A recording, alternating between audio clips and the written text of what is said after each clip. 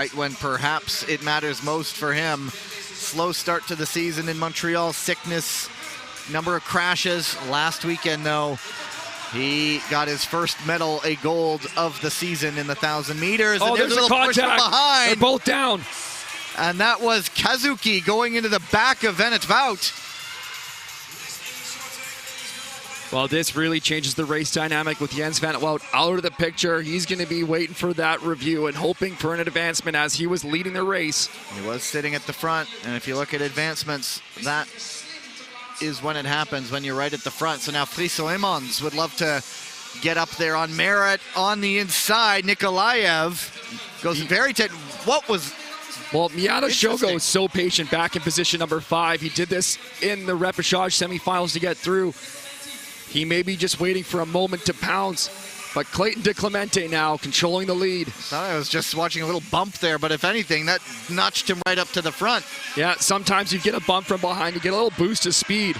Here goes Shogo. Here comes Miata. Just such a smooth-moving customer. There's no opening for him, though. Shin getting around. Miata trying to follow him. There is the bell. They are both trying to make their way around. Nikolaev defending DeClemente. This would be a fantastic result for the USA Eagle, but Miata comes. Shin wins, and I think Miata left it late.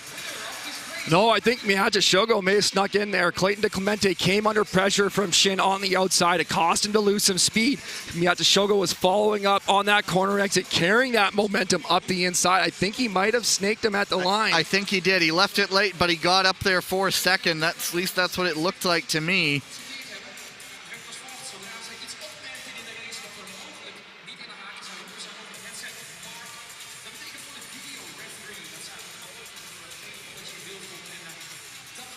Well, here's another look at the replay. Let's see if we get a glance. Yoshinaga, I think the skate of Yoshinaga clips the back skate of Jens Van 't Wout from behind. That just sets him off in the corner. There's another look at it right here. Gets the weight forward, doing everything he can to save it, but he's going so wide he catches the boards with his right foot.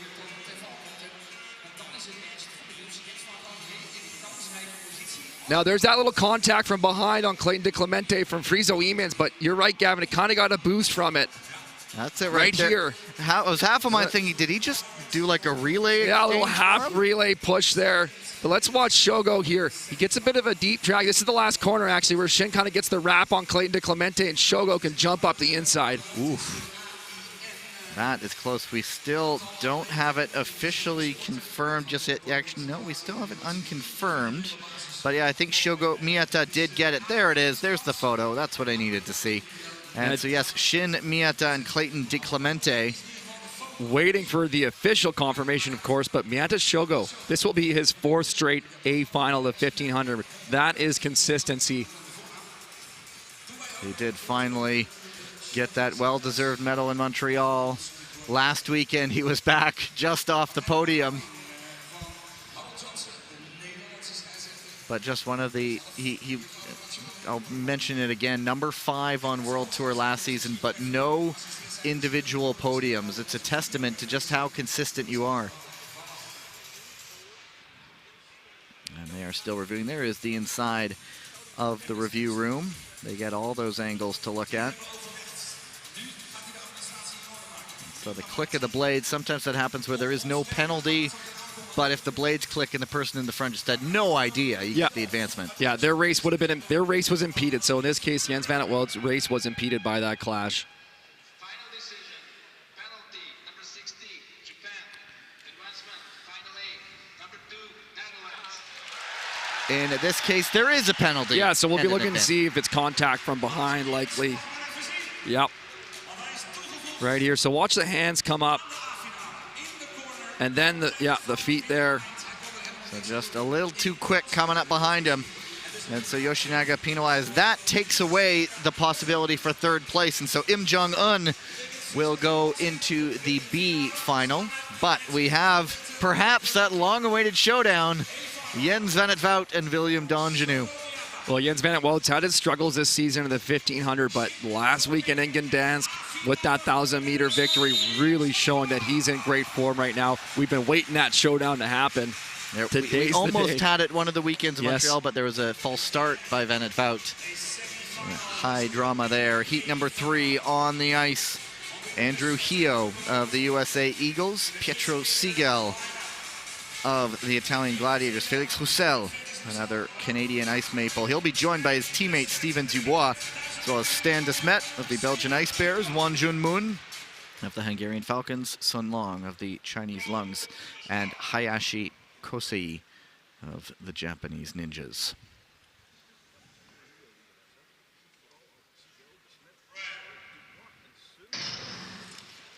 And so Dubois was advanced out of the repechage, where there was one heat where 4 skaters piled into a corner. One got penalized, and since they were all at the front, they were all advanced into this round. Yeah, bit of an unusual circumstance to see 3 skaters advanced from one incident, but anything happens here. Just watching Hayashi on the back. He had a medal on World Tour in Milan a year ago. Just speaking to one of our Dutch colleagues, he had spoken with Hayashi, who said he had a hamstring injury in the offseason that he's been building back from, and he's shown flashes of what he's capable of. But on the front right now, Won Jun Moon for the Hungarian Falcons, a skater who's been one of the real animators in a lot of races this season. But now the Ice Maples trying to get 2 to the front. I like seeing Steven Dubois go to the front. When he won that 1,000-meter at the Worlds, that's because he owned the lead of the race. Sometimes he opts to stay a little bit more in the back and make big passes, but with a field this deep with 8 skaters, you just can't take that risk. But keep an eye on Stan de Smet and Pietro Siegel and Sun Long. I mean, come on, the list keeps going. Lots to watch for here. Lots of international success. It's Moon on the front, Hio going around the outside. And now Dubois trying to go inside of his teammate Siegel, up the inside of de Smet and Roussel, but Roussel changes track, goes back outside and picks up the tempo. Well, Roussel found himself caught on the outside, said, okay, I'm not going to drop back. I got to move up, attack wide. Sunlog now picking his way through on the outside. Don't get caught out there. Inside 4 to go. Roussel has a bit of a gap. His teammate trying to get up there. Sun Long is leading the chase right now. Well, Pietro Siegel's caught back in position number 6 right now. Unusual spot for him. Stan de Smet's trying to work his way around Moon. It's not there yet.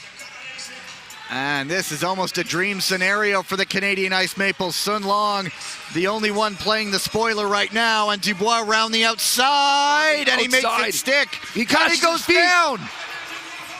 Dubois didn't know anything about it, I don't think, but Roussel over Sun Long celebrates second, and Siegel gets up to third. Oh my goodness, just you can't count anything too soon, right? Steven Dubois, terrific move on the outside of Sun Long, going to tuck behind Felix Roussel. There's a contact of the blades there, and that's what trips up Steven Dubois on the straightaway. Sun Long comes around for second. Dubois just sort of threw his arms out on the ice as if to say, what just happened? Well, he had it completed. Gonna have to get a replay on it. Those things just happen so fast. What was the contact? Was it blades? Was it hands? It's something that we saw from the previous semifinal. Was there that contact from behind? I don't know. It was a blink of the eye. Here we go. This was when there were 3 off the front. So that's the completion of the outside. Beautifully done there late in the race. And we're gonna be watching for hands and feet. And he collided with Roussel. Was it Roussel's skate? It might have been. Watch right. Yeah, the left toe. It's unfortunate for the Canadian Ice Maples. So Sun Long did celebrate in second. Here it is at full speed. Yeah, watch the left foot of Roussel crossing over there. Yep. And frustration for Steven Dubois. You know, you have to take the positives out of this, though. It's a minor thing to go out on. There's a shoot at the line. Once Stan de Smet, one of the best in the world at that, but he was beaten there. But sorry, you were saying that was for 4th and 5th, so potential B final ramifications. Well, I was just saying Steven Dubois has to still build from the positives that race. He did everything so well. He executed that race perfectly with that finish on the outside. It was just getting caught up on the blades. It's an unfortunate incident, and you kind of have to try to let it go and move on. But, you know, build off that, knowing where you're at going into the games. So Siegel will go to the B final along with Hayashi. Well, that in terms of Crystal Globe ramifications, William Dandjinou, he's really only under threat from Pietro Segal, Stephen Dubois, and then Sun Long, who's 248 points behind him, which is a huge mountain to climb. So Segal and Dubois not in the A final really is going to open up a points gap for William Dandjinou. Yeah, remember, 100 points for a gold medal, and another Dandjinou win would put him all but out of reach. And we change gears a little bit now. The women's 1,000-meter quarterfinals. Four heats. First and second from each heat, and up to 2 fastest third-place skaters will go into the quarterfinals. There is the current Crystal Globe leader on the women's side, leading this one, Courtney Sarault. Also along her, Chiara Betti. Perhaps newfound love of the 1,000 meters, normally in the 500, but making an A final last weekend. Elena Sedeguina, an independent neutral athlete. Kim Gill-Lee. Very strange to sort of say, and Kim Gill-Lee, as if she's not a 2-time Crystal Globe winner. And then Aurélie Levesque of the French Roosters.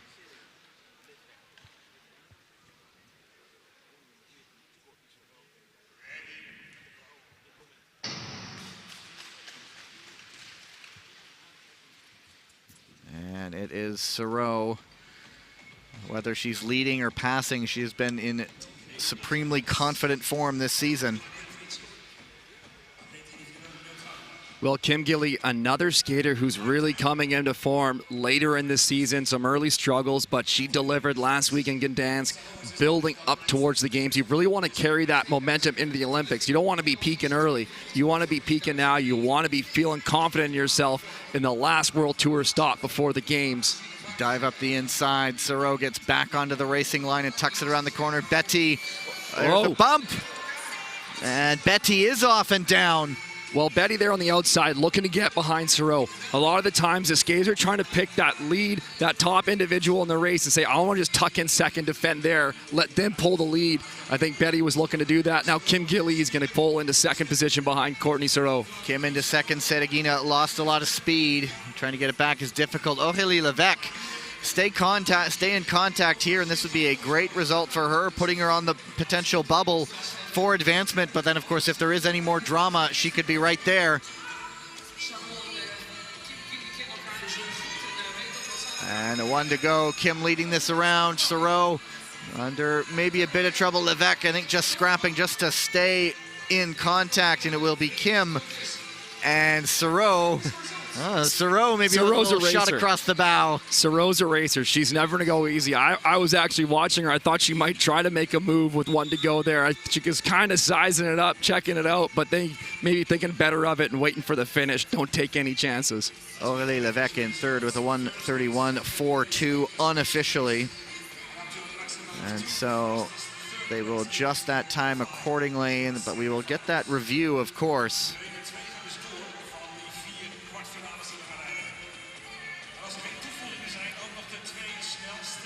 So I think we'll see it here. Let's watch Chiara Betti on the outside trying to tuck into that second position. That makes the contact, running up on Sarault. Is it one of those potential shared responsibility situations? They're both going for it. One of them has got to give. Yeah, and you need ultra slow-mo for this because you see a few hands come up there.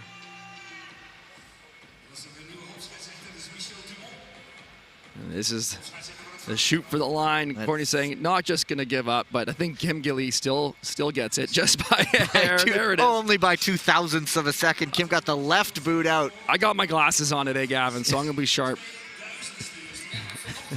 What's the zoom on those lenses? Yeah.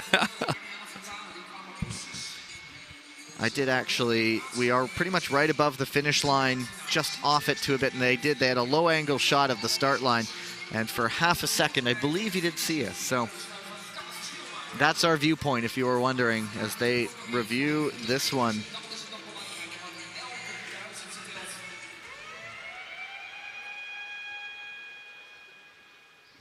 Final decision, penalty for number 88 from individual neutral athlete, and number 22 from Italy will be advanced.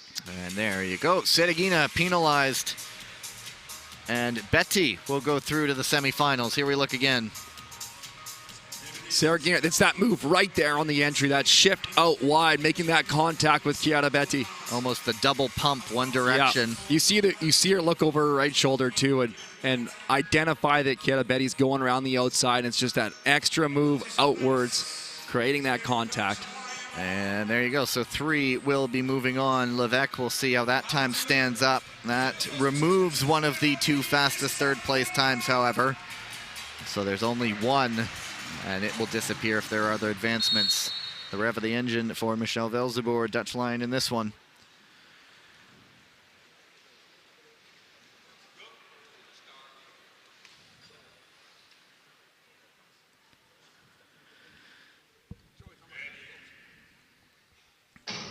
So here on the line, No Do Hee of the Korean White Tigers, Michelle Velzeboer, as I mentioned, Gung Lee of the Chinese Lungs, Hannah de Smet of the Belgian Ice Bears, and Chloé Olivier, one of the ascending French Rooster skaters.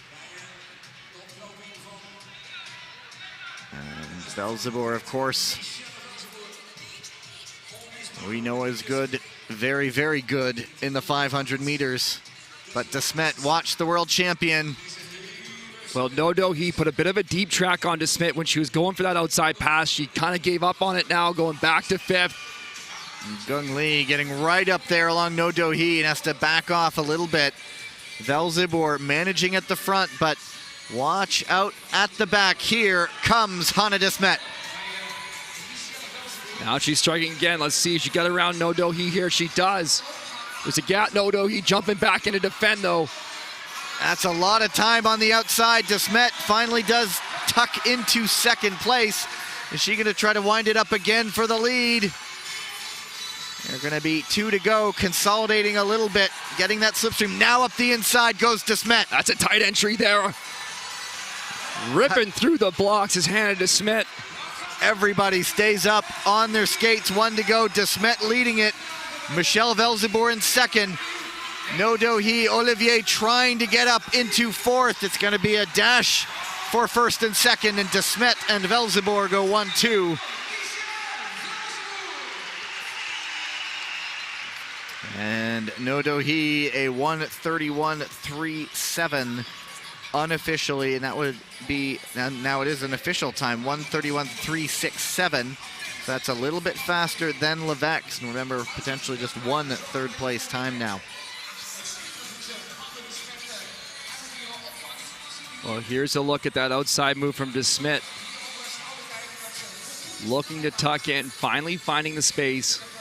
Now, here's this inside move. It was tight. Hannah de Smet really has to dive this entry right here. Just squeezing, going right through the cut, actually inside that block there. That's an interesting look there. Yeah.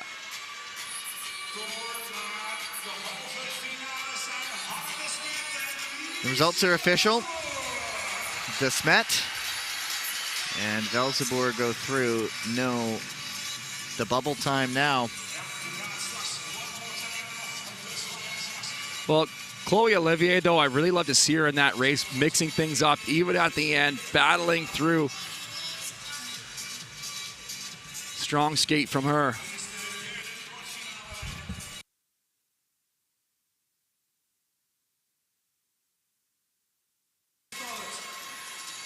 And there you go, the confirmed results. Heat number 3 out on the ice. Elisa Confortola of the Italian Gladiators, Young Jingru of the Chinese Lungs, Corin Stoddart of the USA Eagles, Hidai Ami of the Japanese Ninjas, and Che Minjong, who's been doing it the long way, going through the repechage this morning. You look at Confortola, the Italian women yet to register an individual medal this season, and it's the battle of CS right now for the Crystal Globe. Courtney Sarault and that woman right there, Corin Stoddart. Cory Stoddart's really the only skater that can give Courtney Sarault, you know, a challenge in this Crystal Globe title right now. Courtney Sarault with 700 points. Cory Stoddart with 620. Velzeboer back in 3rd with 544. Mathematically possible, but would take a very big weekend.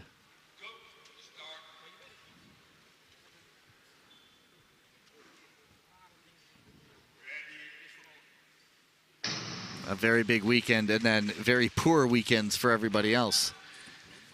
And it is Confortola off the front.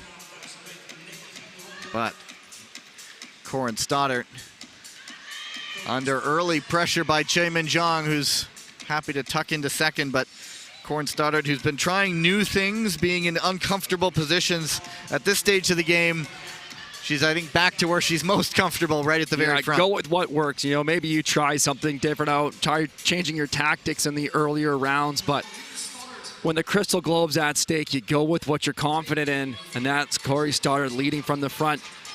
Chaemin Zhang taking that second position, tucking in behind, but Elisa Confortola is going to be putting her under pressure. The one thing missing from Stoddart's season so far is a gold medal.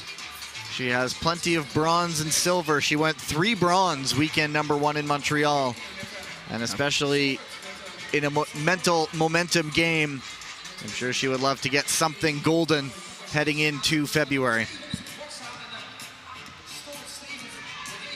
Well, Elisa Confortola is going to have to try to set something up here. We're coming to the bell. And here we go. As Tyler mentions, Confortola looking, it might just be too quick for her at the moment to try to make a pass on the inside. It is Stoddart and Che. A quick race, though. A quick race, so, you know, only one advancement so far. But when the pace is that high and your legs are getting that heavy, it's so hard to make those moves in the last stages of the race. First through fourth place, under 1 minute 29 seconds. And the others have all been in the 1:31 range. And so, yes, that is the quickest heat we've had so far as we look back.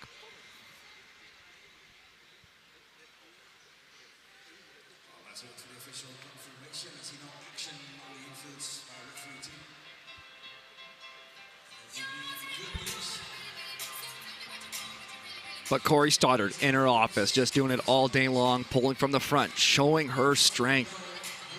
Just so that is quick. It was push cool. at the end. Yeah, it was still a good challenge there from Elisa Confortola, not going down easy. I think the Italian gladiators are so well known for always putting up a fight to the finish. I think that's what their logo is supposed to represent there. Not just metaphorical gladiators.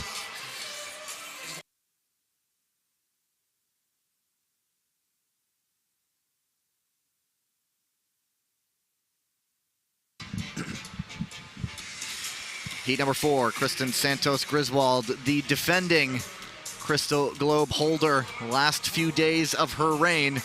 The USA Eagle, Sandra Velzeboer. Dutch Lion, Zhang Chutong. The Chinese Lugs, a pair of Canadian Ice Maples, Danae Blais, Florence Brunel, and the great Ariana Fontana. 1 through 6. 1 through 6, that's all I can say. Quarterfinals, and any one of them could also find themselves on the podium in any race.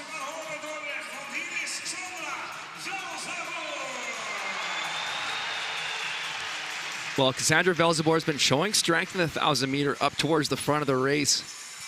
I'm expecting her to try to challenge that lead, but Kristen Santos Griswold, I mean, the list goes on, as you said, Gavin. I don't want to make any predictions here. KSG, one of the ones on the rise heading into February. Ariana Fontana there had to go through the long way, but our very first race of qualifying was the women's 1,000 back on Thursday, and she went down. She's made her way through the repechage and is back here.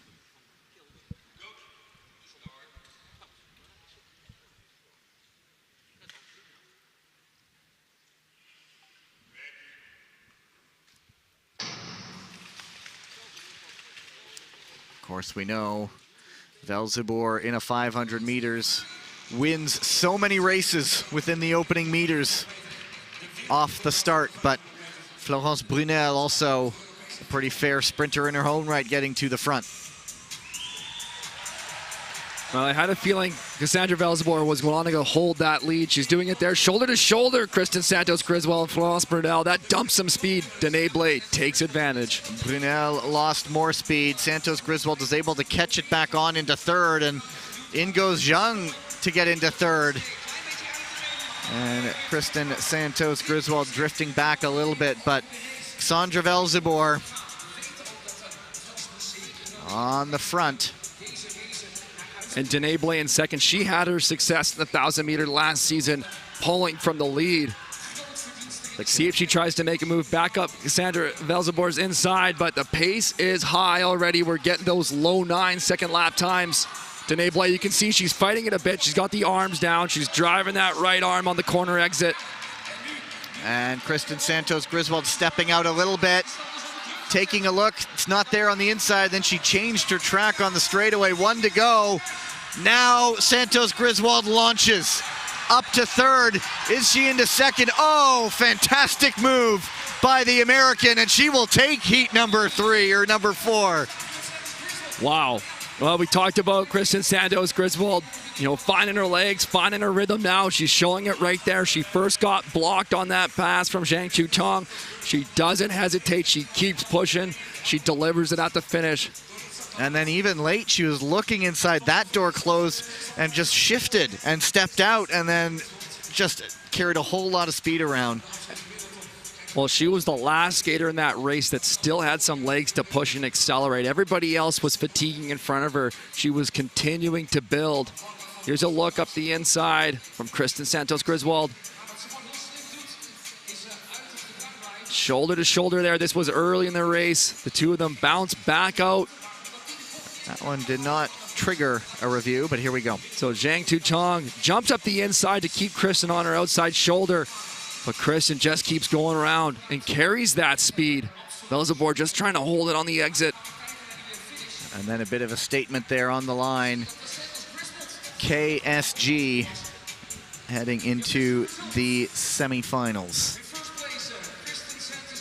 As will Cassandra Velzebor and Danae Blay, that time not quick enough to move on. And so in the end, Elisa Confortola in heat number 3. Her third place time is quick enough to see her on. Well, Elisa Conforto will be saying, you know what, Tyler, it was a good thing I didn't make a desperation pass and risk getting disqualified because I went through anyways. And I'll be saying, hey, you're right. I'll make sure she finds you after the race. And that is the quarterfinals of the women's 1,500 meters. We are not done yet by any stretch of the imagination. It's time for our first finals of the day, as you see who will be moving on to the semis in the women's 1,000. Those will be up after our first ice resurfacing break. But we have to get through these two final races first. 1,500 meter B final. And this has some pretty heavy hitters in it.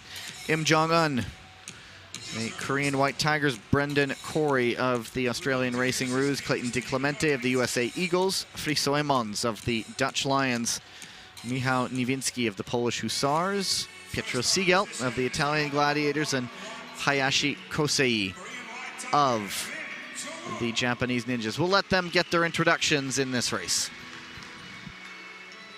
Second starting position is held by number 20, Australian Racing Rule, Brendan Corey. Position number 3 is held by number 28, American Eagle, Clayton DeClemente. Starting position number 4, daar is die Dordrecht, Dutch Lion, Verliezen.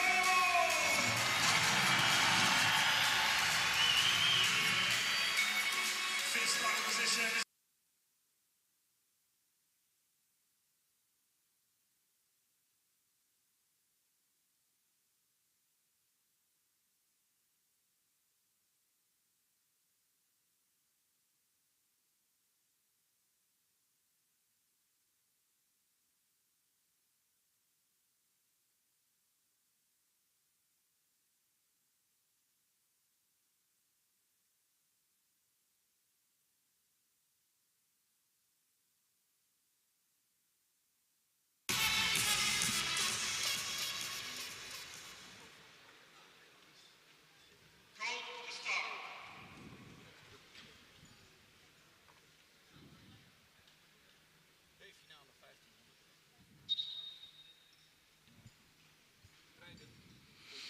Had his blade over the line there, so they're blowing it back there.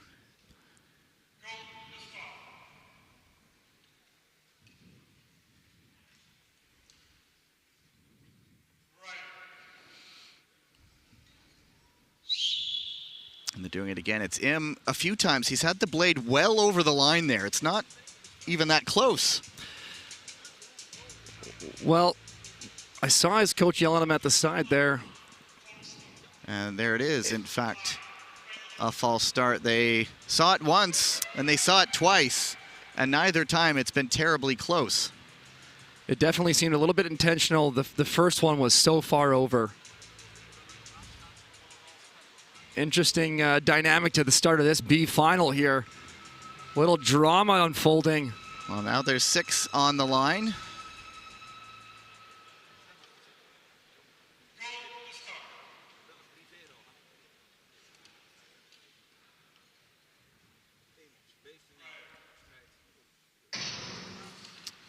And it is everybody shifts in a position. So everybody got on the same start line. Now we've seen skaters just opt not to do B finals, but that was interesting as the first time the blade was well over.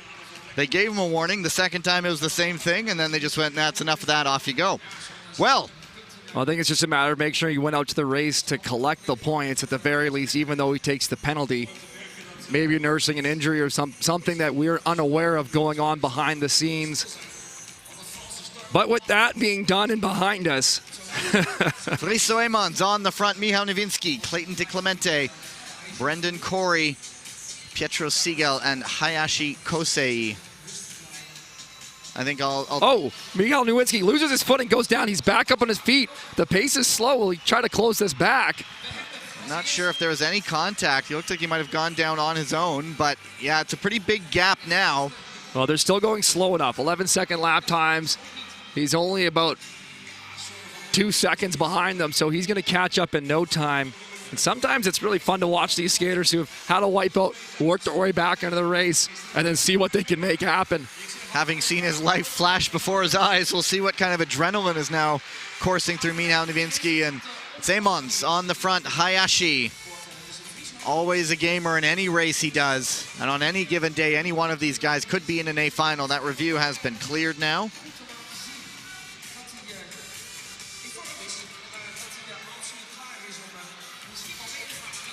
And we await the roar of the Lions fans as their own gets back to the front. Now the pace off and away.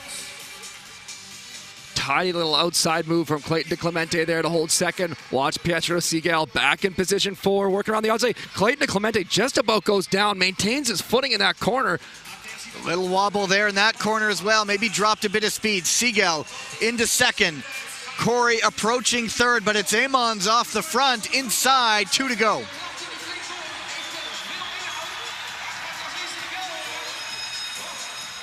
Clayton on the outside shoulder, looking for something. And DiClemente trying to go around Siegel. What a move this would be for the American. But who hangs on? Emons takes the B final. Hey, great skate from Friso Emons. Just dominating from the front. I'm looking at a guy like DiClemente because we know Siegel just how good he is, and just no fear from DiClemente. I'm going to go around the outside, and he pushed that all the way to the line, so I'm curious about that photo.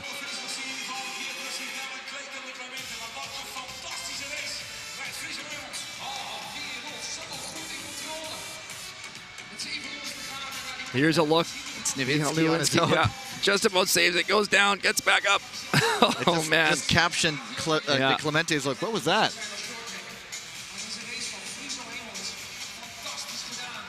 There's a look at that last corner there. And Siegel might have hung on. Yes, he did, ahead of DiClemente, but Emons takes it. Well, Friso Emons really in this 1,500 meter because of the absence of Dan Koss and really making the most of it, winning the B final. Very impressive weekend for him. He certainly wants to make his case. Koss out with a back injury.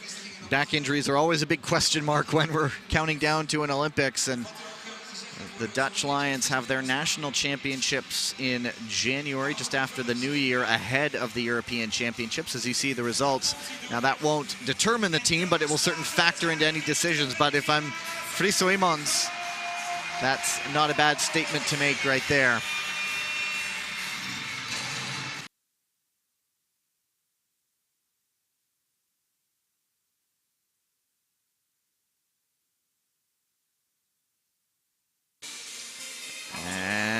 Here we go. Is it a crystal globe moment for William Dandjinou?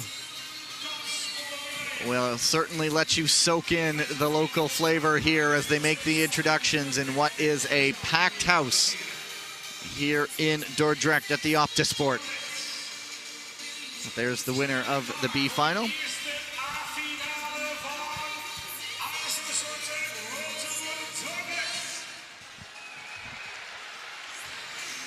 This is a big-time event in Dordrecht. They've hosted plenty of top-level short track before, and this is just the latest installment.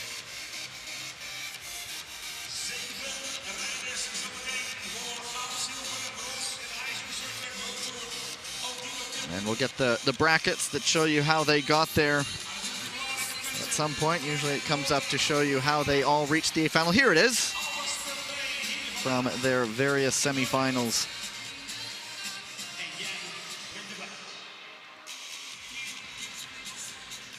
And here we go.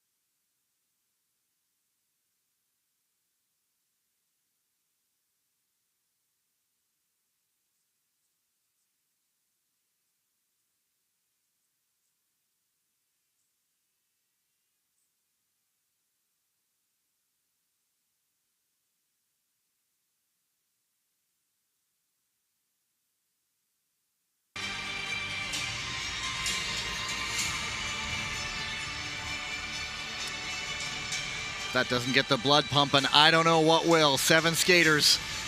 And on any day, we could have a completely different podium. Anyone can win, and anyone can finish in the top 3. We have last week's top 2, Dandjinou and Natalini.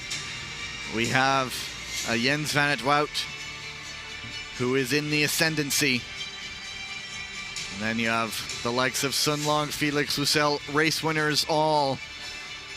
And so the first medals of the weekend are at hand. 1,500 meter a final from here in Dordrecht.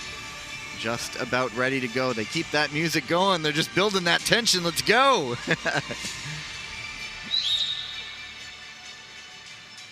Just doing some last minute fixes on the ice, and now to the line we go.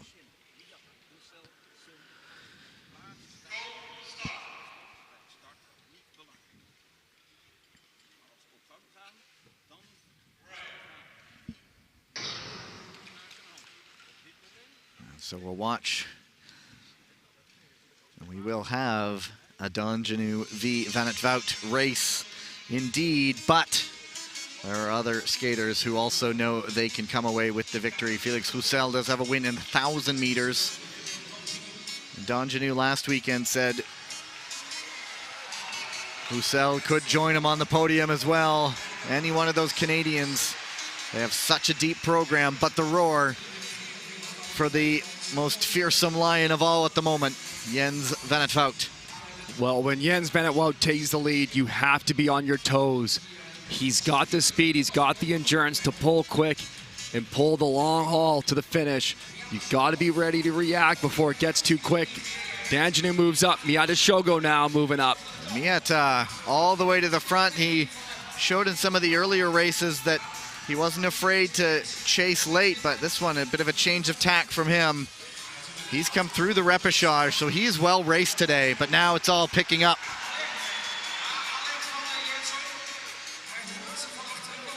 Well, lots of movement here. Dandjinou a little bit caught on the outside. He's going to want to complete this pass or tuck into second. He's looking to force his way into position 2. And now the two who went toe-to-toe for the Crystal Globe last year. Well, this is the head-to-head we've been watching for and wanting to see. Shin battling back on Miata Shogo.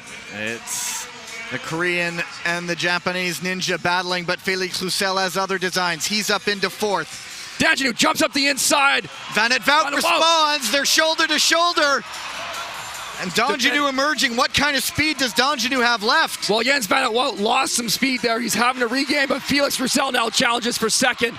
And the Ice Maples now 1 and 2.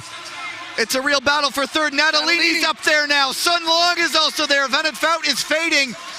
But it is 1 and 2 for the Canadian Ice Maples. It could be William Dandjinou's time again. He has Roussel behind him, Sun Long there. But it's a golden moment on what could be a crystal season for William Dandjinou.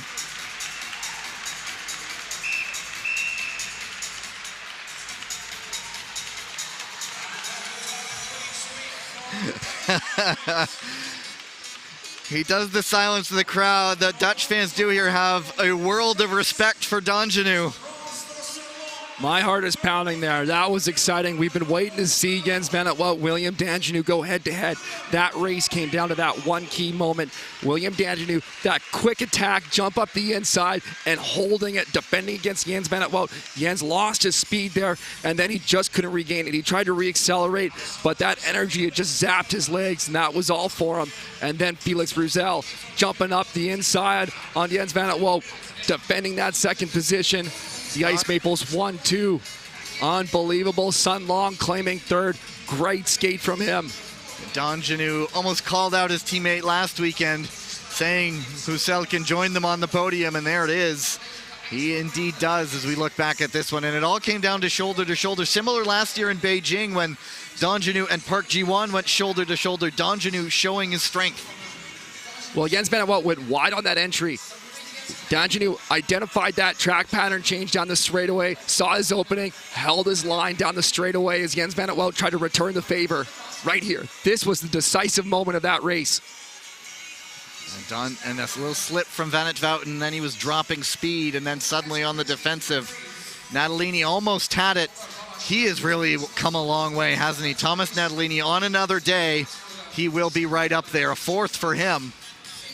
But Sun Long well in 3rd, but the Ice Maples just irrepressible at the moment. And Dandjinou, he talks so often about how much he wants to bring attention to this sport.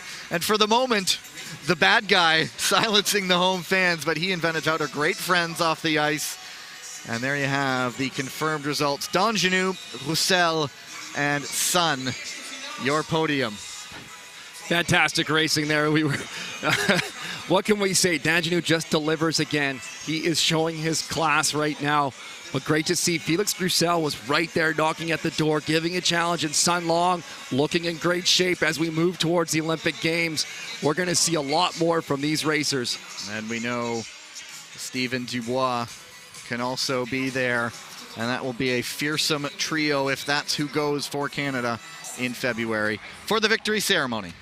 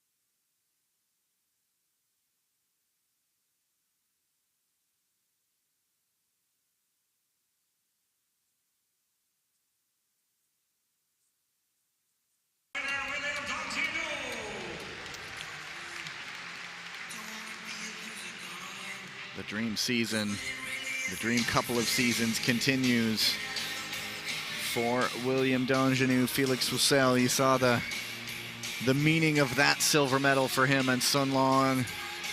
It's one of the skaters who's had such great longevity being around at the top level on your podium.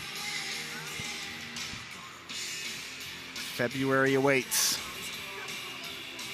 And Tyler has the skates on. And we will throw down to the ice for the post-race, post-medal ceremony interview.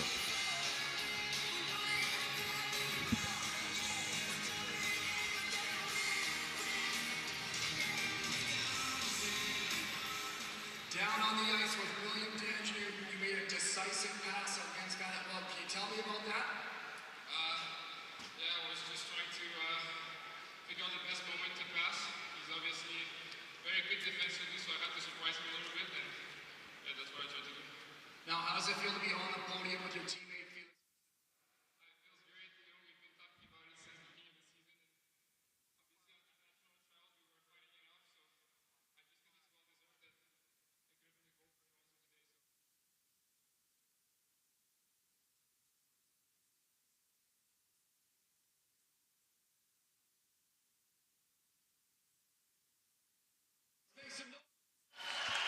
Ever the showman.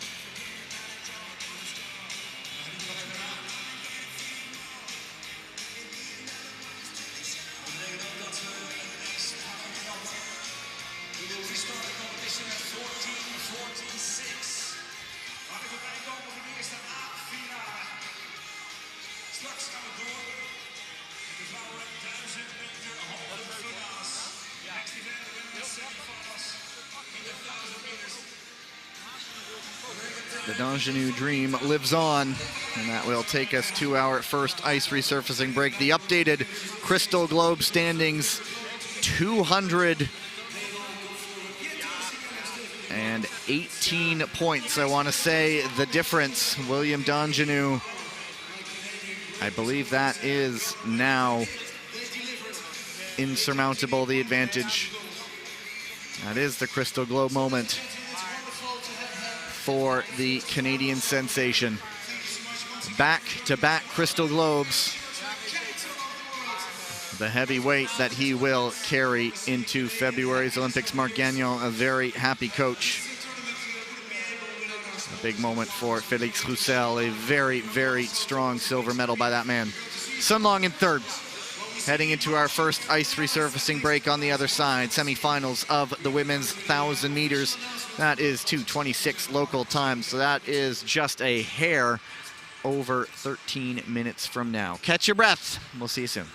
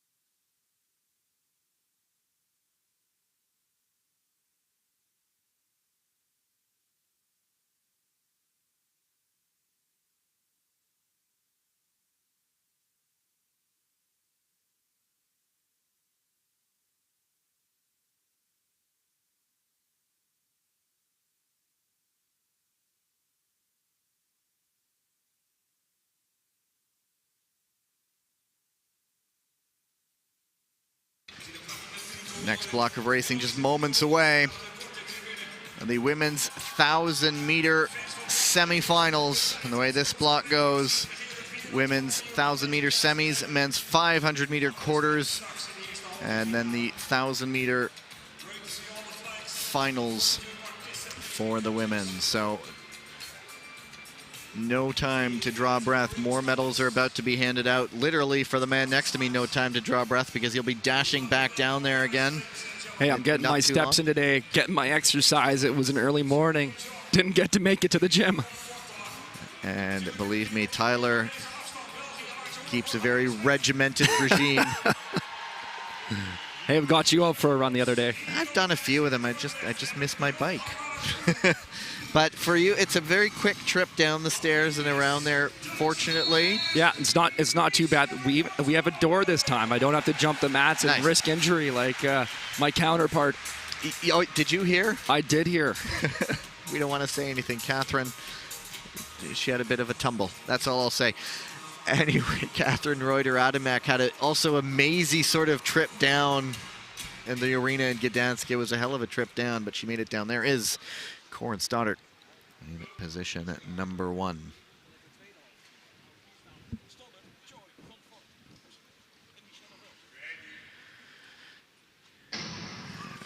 Top 2 skaters from each race and up to 1 fastest third-place skater to qualify for the A final. Corin Stoddart, Che Min-jong, Elisa Confortola, Hanna de Smet, Michelle Velzeboer. On another day, this is an A final.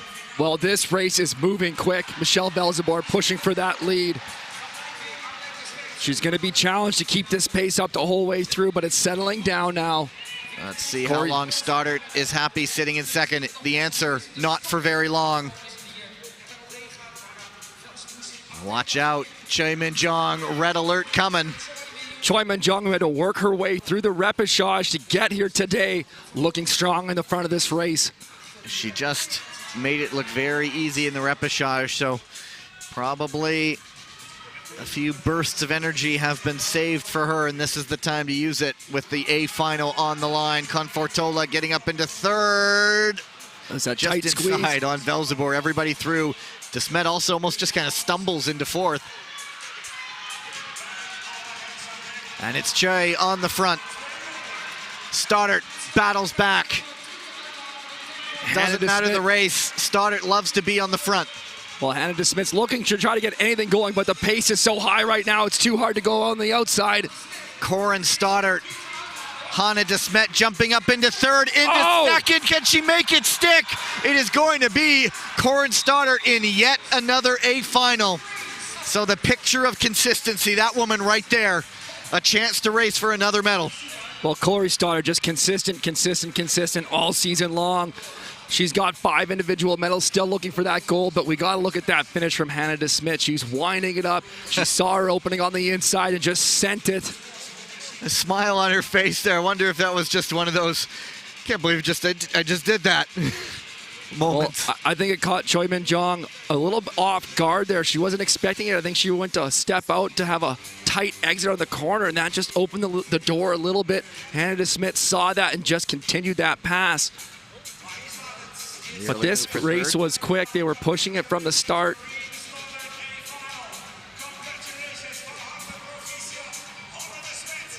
And the results are confirmed. Stoddart is through, De Smet in second, and Elisa Confortola. There's the move. Out of nowhere.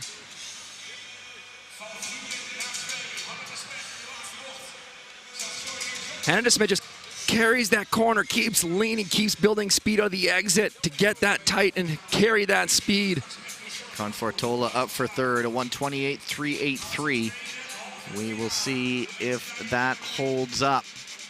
Heat number 2 also, there is no shortage of speed in this one. Kristen Santos Griswold, Cassandra Velzeboer, Kim Gilly, Courtney Sarault, Chiara Betti, and I'm sure if you're Kristen Santos Griswold, you wouldn't mind finishing ahead of the Canadian Ice Maple, helping your teammate out a little bit in the Crystal Globe standings. I'm sure that's not the first thing on her mind, but... Well, similar season last year, Kristen Santos Griswold had a tough start, finished strong. She's doing just that this season.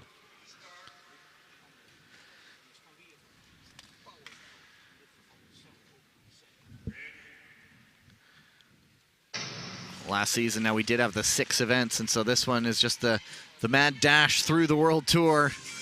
And it is the other CS, Courtney Sarault, on the front. But here comes everybody at the same time. Betty Santos Griswold.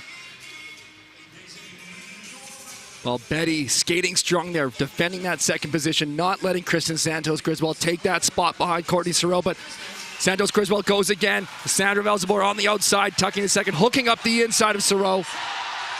And that brings the noise from the hometown crowd. It's Sandra Velzebor, Courtney Sarault, and then stalking her is Kristen Santos Griswold.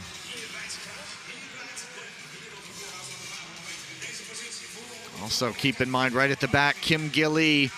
She can make such quick moves, but the pace is picking up and she is running out of time. 3 laps to go. Where's the move for the gonna come? It is the cavern of noise for Velzebor. Kim up into 4th. 1 to go. Kim's gonna make a move. Santos Griswold also eyeing a move. Sarault also eyeing a move. It's all around the corner. Courtney Sarault emerges in first. Who's second? I think it is Velzebor. My goodness. Well, Sandra Velzebor doing a tremendous job putting in the work out front, but the legs just starting to go in that final lap. Courtney Sarault getting around the outside, and then Velzebor is just getting flanked left and right from Kim Gilly and Kristen Santos Griswold. We're gonna need a photo finish for that. If the results do hold, I believe Sarault got it. Velzebor held on for second. Santos Griswold for third in a 1:28.462. That would not be enough. And Elisa Confortola could go through as a third place time. Here's another look at that final corner. Kim Gilly driving up the inside. Velzebor just driving that foot through.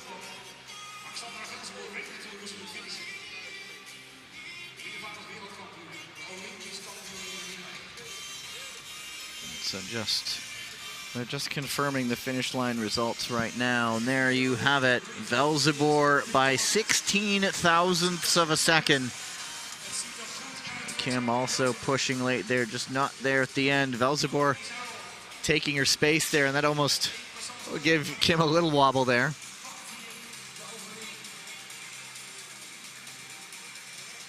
And so, Sarault, Velzebor, Stoddart, Desmet, Confortola to the A final. Well, Courtney Sarault, Corin Stoddart, Sandra Velzebor, top 3 in the Crystal Globe. They're the 3 skaters battling it out. But Courtney Sarault has a chokehold on that trophy right now, not looking to relinquish with punching her ticket to the A final. The lead is 80 points for Sarault over Stoddart in the Crystal Globe standings. And so either the intrigue will only deepen for our Sunday races, or there will be a little bit more breathing room for the Canadian into the men's 500-meter quarterfinals. As you see who is moving on, we will see them all very, very shortly, because we have to get through 4 races, and then we'll get to that B final coming up, even that one. On their day, they will be back. Now, 500-meter quarterfinals, 4 heats, top 2 from each race, and a maximum of 2 fastest third-place skaters to qualify for the semifinals. There's heat number 1. Thomas Natalini in the A final a week ago in Poland. Felix Pigeon, Robert Krusbergs, Furkan Akar, the winner of the B final a week ago in Poland, and Miata Shogo.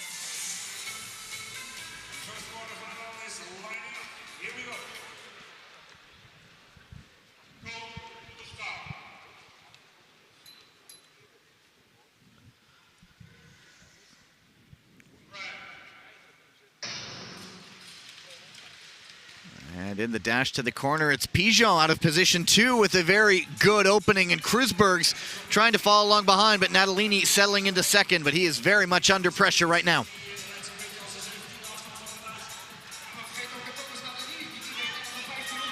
And a car taking a look on Kreuzberg's. It's not there. Kreuzberg's had to close the door, dive into that corner a little bit. And Pigeon, as the speed starts to slow a little bit, Natalini up the inside. And he is on course for another A final. The form continues for Thomas Natalini, and what a race for Felix Pigeon in second. To the semifinals. Semis. Ah, getting ahead of myself again. Wow. Thanks, pal. Well, beautiful inside pass there from Thomas Natalini. Really impressed from Felix Pigeon's racing this weekend. He's really stepping it up.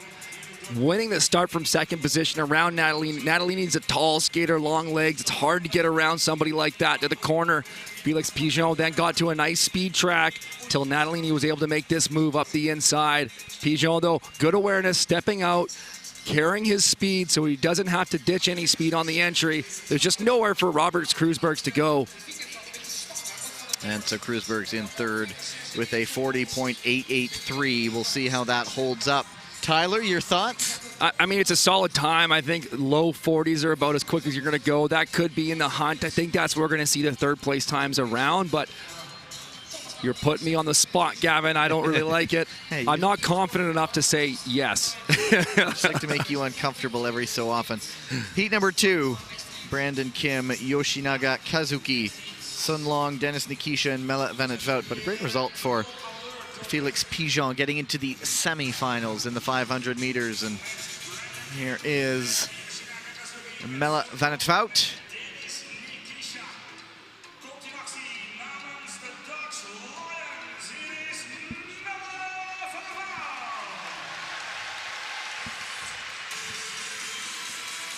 And a Yoshinaga, experienced skater who's had some good performances this season. He's getting into these quarterfinals, close to semis. Sun Long, fresh off the podium, back for more. Position number 4, we'll have Dennis Nikisha, Kim, Yoshinaga, Sun, Nikisha, Van het Vout, Mela.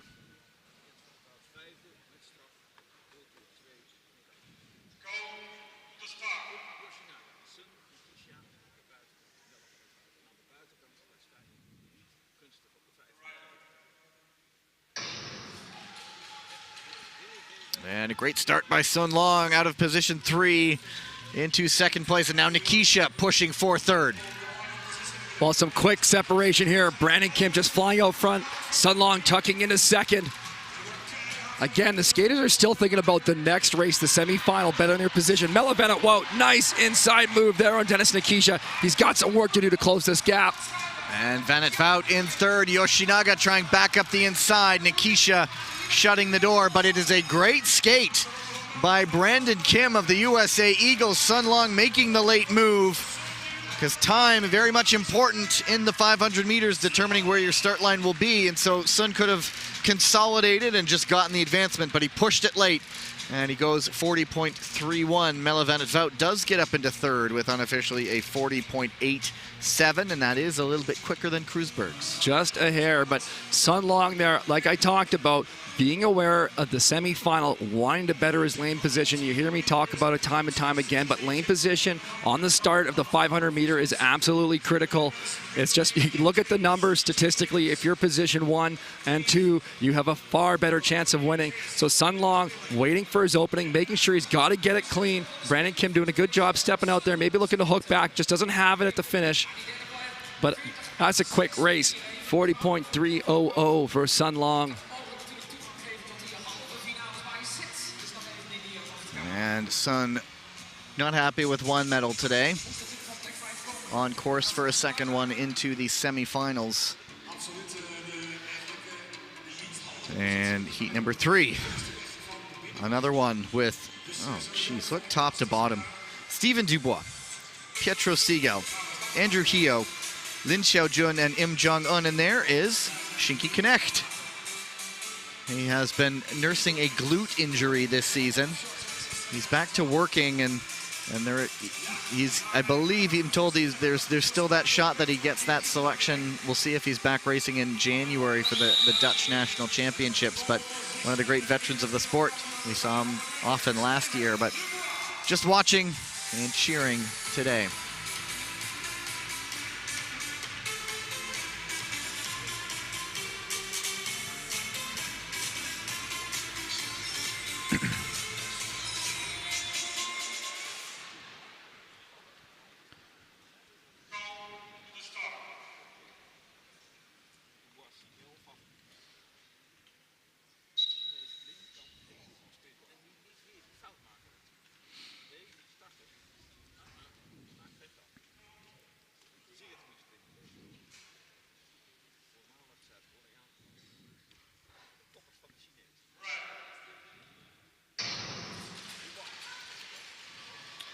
Oh, And Andrew Hio and Lin Xiaojun, they're just catching skates. So the start's recalled, and before that, we saw the starters just reshuffling the skaters on the line. There's little dot indicators on the start line to show and identify where the skaters are to line up to ensure that they're not infringing on the space of another skater. Here's a look at the replay there. just they clash blades. And now if someone does go down on their own, they do not bring it back. And so whenever you see the two skaters bumping on the line, stumbling, losing their balance, they'll bring it back. And nobody's getting the blades looked at. Yeah, a little interesting. Neither skater going to see the coaches to get their blades checked out. It wasn't obviously too hard of a clash. And now we will see how this one holds up.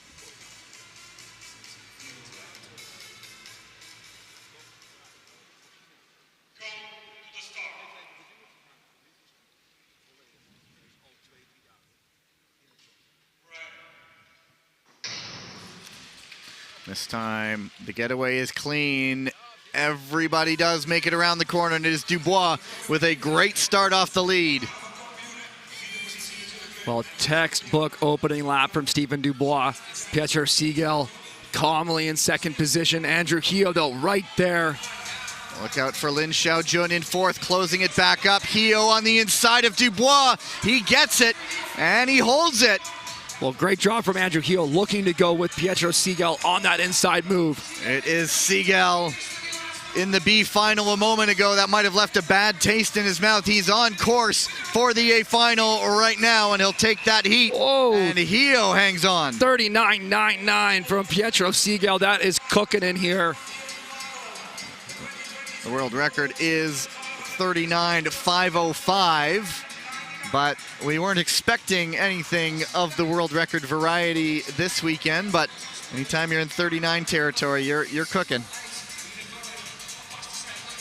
Well, watch this replay as Pietro Siegel goes up the inside. Stephen Dubois has to respect that step out. Andrew Hio just jumps in on that opening to tuck in. Beautiful move from Andrew Hio. And a very good skate by the USA Eagle. And then also the time, remember, just how quick it is. Stephen Dubois has a beautiful speed track, but you got to be careful when you're on that wide. You really do open up the inside door. Somebody like Pietro Siegel can take advantage of it and hook up the inside, and he did just that.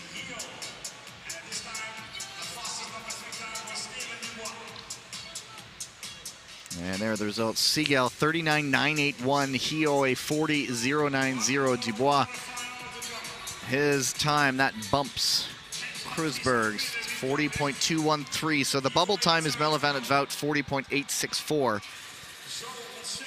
And heat number 4, and just doing up the math, and that is William Dandjinou, Crystal Globe holder elect once again.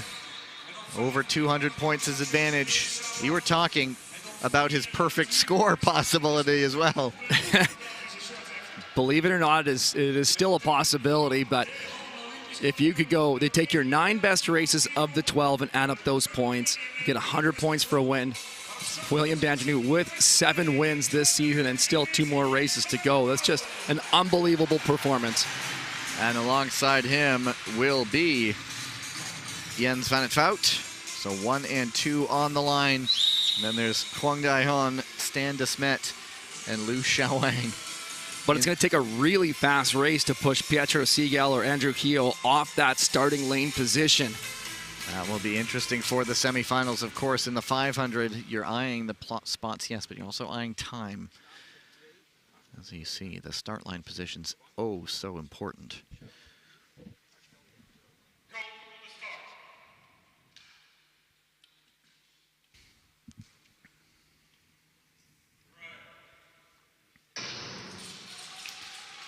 And Dandjinou maybe a half stride off the pace, off the line, but position 1, he explodes past Jens van het Wout. Well, Stan de Smet and Liu there in the back making contact. And the eternal rivals off the front, but couple of the great veterans of the sport, Huang Daihon. And for the lead, and he holds it. Oh, he just got so low around that corner. Well, just a fantastic inside pass from Jens van Wout. Huang is off. But Van het Wout, round 2, will go to the Dutch Lion. Oh, just a nice skate there. Jens Van het Wout doing very much what we saw Petro Segal do in the previous race. William Dandjinou on that wide exit speed track, but the door was left wide open for Jens Van het Wout to take that inside lane. Beautifully executed. He even threw down a little bit of a deep track on William Dandjinou as he went to that corner. So it made it very challenging for Dandjinou to try to return at the favor and build any speed on that entry. He kind of had a little bit of a hesitation. It's off the line. There was the gap right away. And this was the early bump, I believe. Right here, Liu Xiaowang, yeah, just catching skates with Stan de Smet. Let's watch here. So William Dandjinou out wide, but that opens the door, and that little bit of a deep entry puts a hesitation on Dandjinou right here. For about a quarter of a second, I thought, is he going to hang on that corner? It looked like he was drifting up, but he just got so low down to the ice. Jens Van het Wout's ability to turn, and specifically on that left leg, really, I don't know if anyone can match that left foot push-off of Jens Van het Wout and turn so hard. I wonder what the conversation down there is like. Very brief. Well, they respect each other, that's for sure. Two amazing skaters. Liu Xiaowang will get through along with Stephen Dubois as the third place times. But the battle will go on between Jens Van het Wout and William Dandjinou as you see the qualifiers for the semifinals. And that will come up pretty quickly because we'll have the women's 1,000-meter finals, their medal presentation. Tyler will dash back up the stairs, and when he's out of breath, you'll know he's back alongside me. Just listen for the heavy breathing. There's no ice flood after I got to run back up? I believe so. That one always trips me up. You'd think we would have the schedule memorized by now, but I always sort of half think, is there a flood? And then I'm not sure. So I just want to confirm. Yes, there is the ice ceremony and then the semifinals and then the flood. All right, I'll be hustling. The end of the year, it took me this long to remember it. Another look at Shinky Knecht.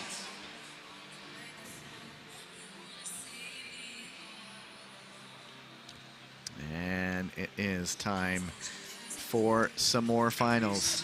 Well, we got a number of retired Dutch skaters here. Shinky Knecht's not retired, but not competing. But Jorien Temors, Jara van Kerkhoff in the building. They're both working for the Dutch commentary. They have quite the setup. They are sitting alongside Tyler right now, the two commentators, but then they have a whole kind of studio setup with a couple of tables.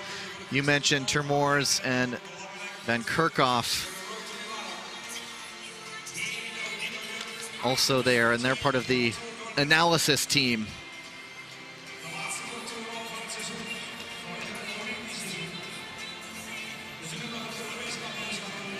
And there's also Kees Juffermans too. All right, so for the B final, they will get their individual introductions in this one, the chance to wave to the crowd, and it is, as predicted, a fantastic crowd here in Dordrecht. And we will throw it down for the introductions.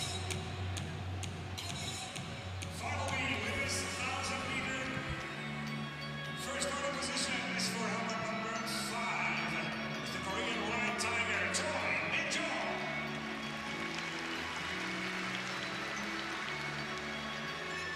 Second starting position is for helmet number 1, USA Eagle, Kristen Santos Griswold.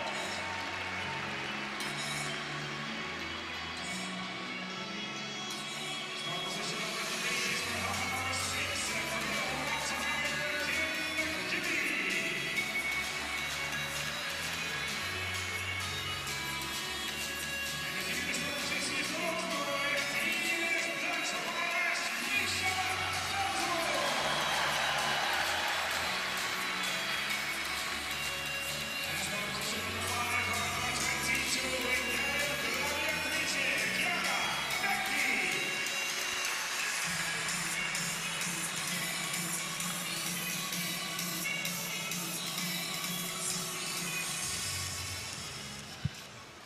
Here we go.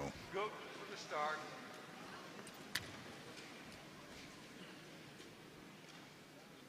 Ready. So the two white tigers, the USA Eagle, the Dutch Lion, and the Italian Gladiator. This is for 6th through 10th, but don't tell them that because they're going to be racing like their lives are on the line. As Che Min-jong, Santos Griswold excuses herself into second, but Velzebor says, well, excuse me right back.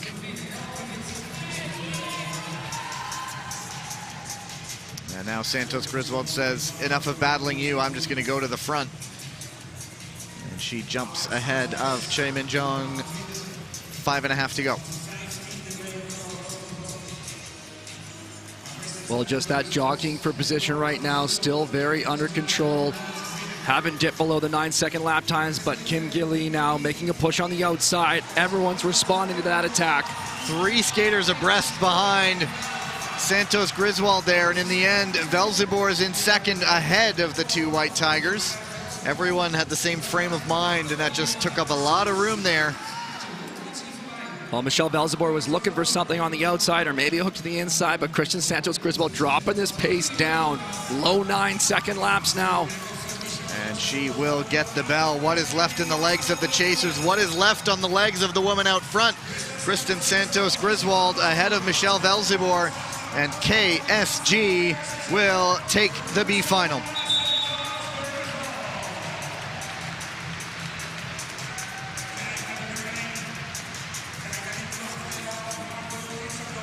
Just too quick for anyone to make a move.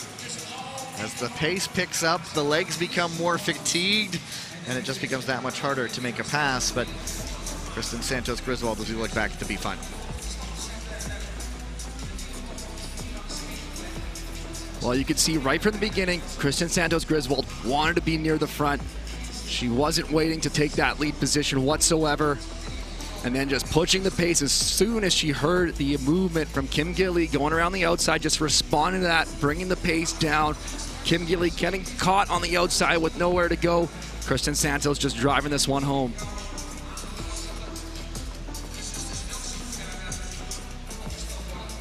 Nothing getting reviewed there. Everybody getting through there in the B final. It is Santos Griswold, Velzebor, Kim, Betty, and Che. So Che Min-jong, that's a long day for her, starting all the way in the repechages.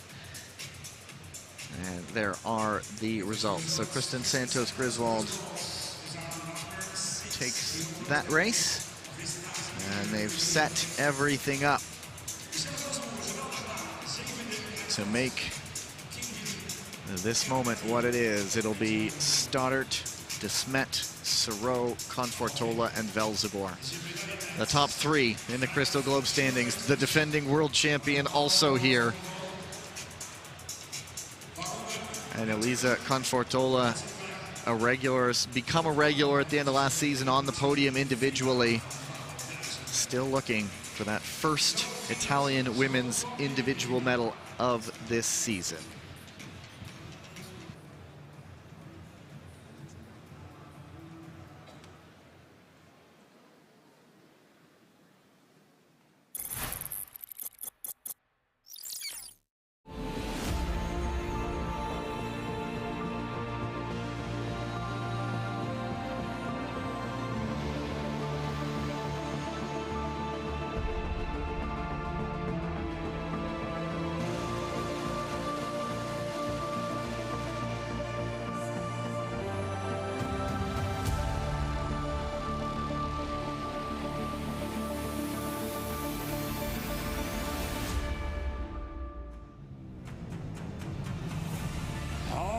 Ladies and gentlemen, this is the A final, women 1,000 meters.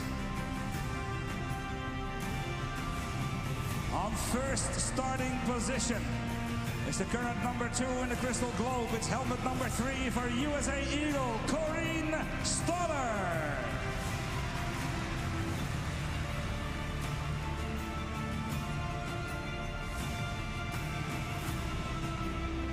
Starting position number 2 for our Belgian Ice Bear. It's helmet number 4 for the reigning 1,000-meter world champion, Hanne De Smet.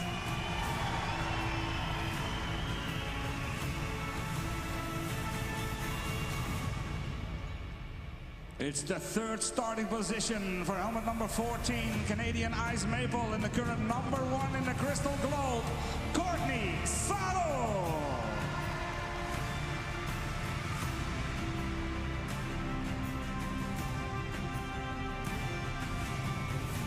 Fourth starting position is for helmet number 9, Italian gladiator, gladiatrice Elisa Confortola.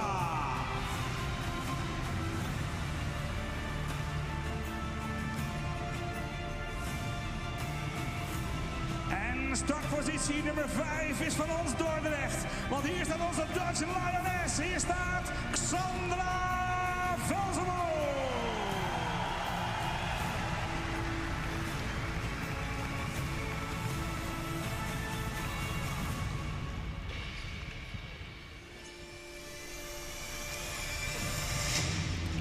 Hope you're comfortable watching at home, because this is going to be a titanic struggle, and I am not embellishing. Stoddart, is it her time? De Smet, of course, the world champion.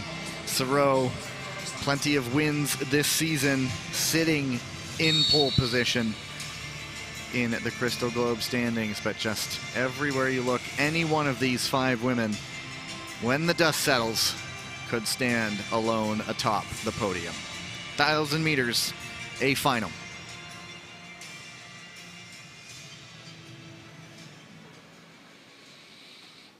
Go to the start.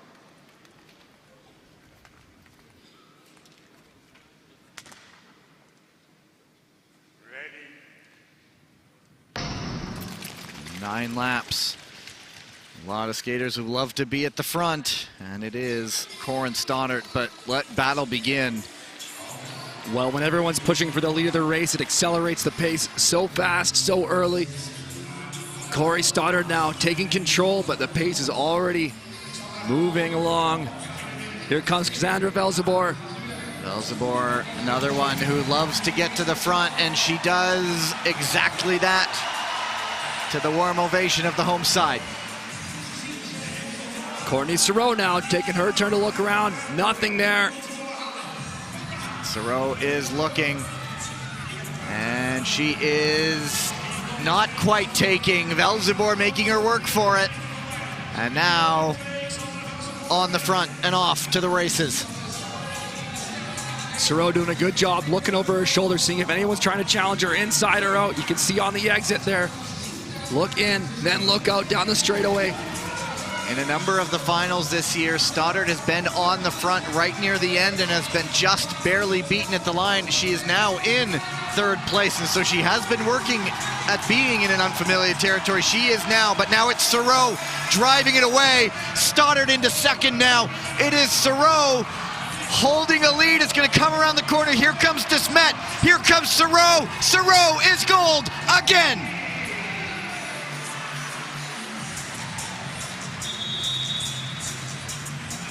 Well, Courtney Sarault battled to get that lead. She was caught on the outside for a moment. She got to the front, and then with the last 3 laps, just dropping the hammer down, driving that arm, accelerating, making it next to impossible for anyone to try to challenge her. Now is that the decisive moment in the race for the Crystal Globe? Stoddart pushed. There was just that gap that opened up. Had it been a little bit shorter, Stoddart's push late may have ended up on top, but just short this time. But another great skate by the USA Eagle. Hannah De Smet jumped up into 3rd.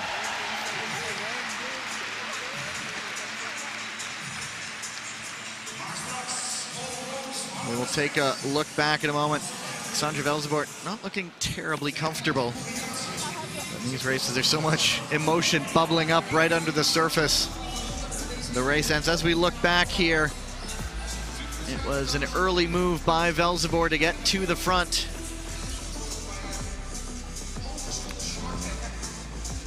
She and Stoddart battled. It is another silver medal for Corin Stoddart.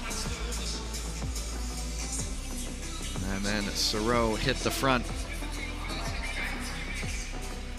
As Perhaps the legs were going away a little bit from Cassandra Velzeboer. That allowed Stoddart to make the move for second, just at the bell. And then Desmet also read what was going on very well, and Sarault, her third win in the 1,000 this season. Her fourth win in all events.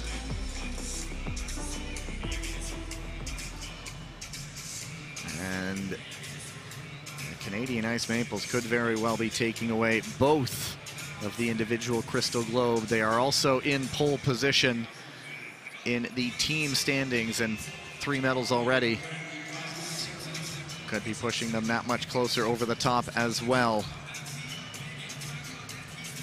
There are the results. Sarault, Stoddart, Desmet, your podium. Cassandra Velzeboer and Elisa Confortola 4th and 5th.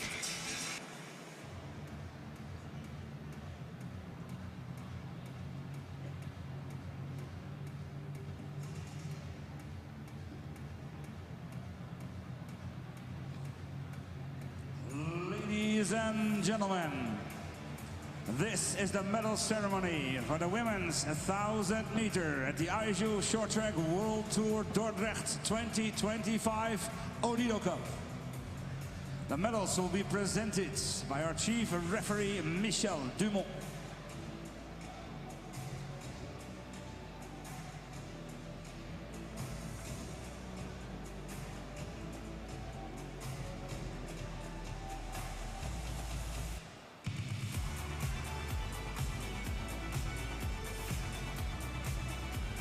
In third place, the winner of the bronze medal, representing the Belgian Ice Bears, Hanne de Smet.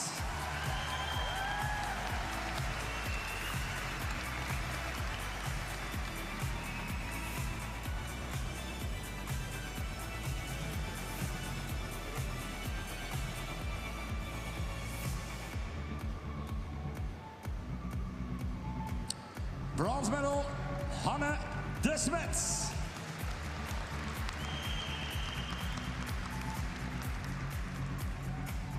In second place, the winner of the silver medal, representing the American Eagles, it's Corinne Stoller.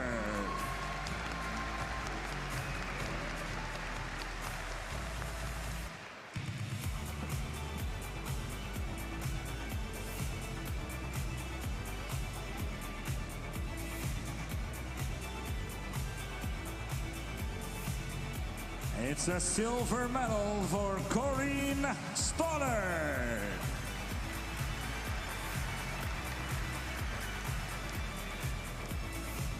And in first place, the winner of the gold medal, it's her third 1,000-meter World Tour victory, representing the Canadian Ice Maples, Courtney Sarault.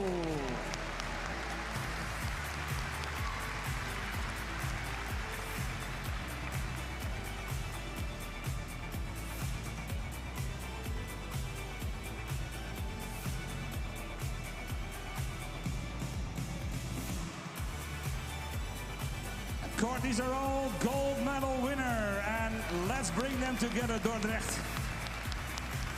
Our top 3 finishers, our top 3 medalists.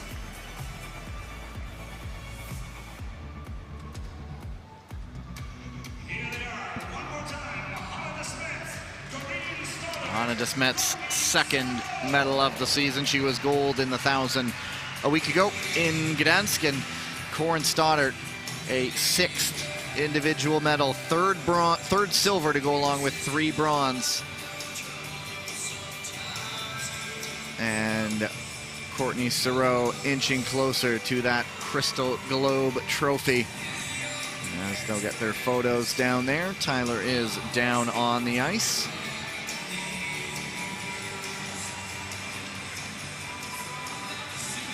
And there you have it, one final photo. And we've heard from her a lot this season after gold medal victories, and we are about to hear from her after her latest one.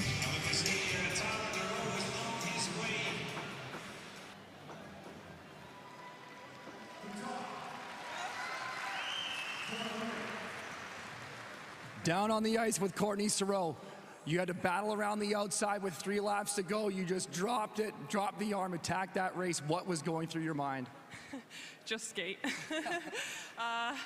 No, I wanted to race from the front and put on a strong race and not, I wanted to try something, and if it didn't work out, it didn't work out. I find I always enjoy my races when I do that versus wait and then have regrets. So I just wanted to not have any regrets today, and I did that. Well, this has been an incredible season on the World Tour for you. Can you put that into words for us? Oh, wow. It's crazy. I didn't think that I would be finishing first overall in the 1,000 this year. So I took every race, one race at a time, and it got me here. So really proud of myself and how I worked all year long. Well, great job. Congratulations. Thank you. Thank you. Will you throw this out for us? Go skate around, maybe.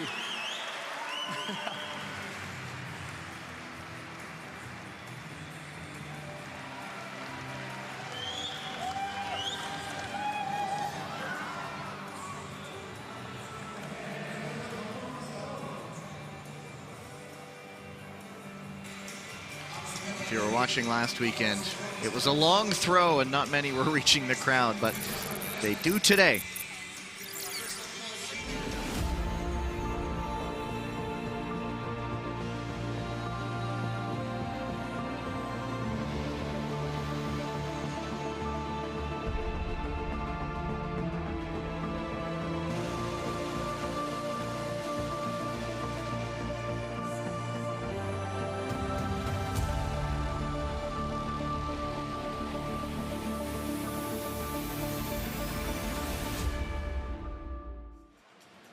Not done this block of racing just yet.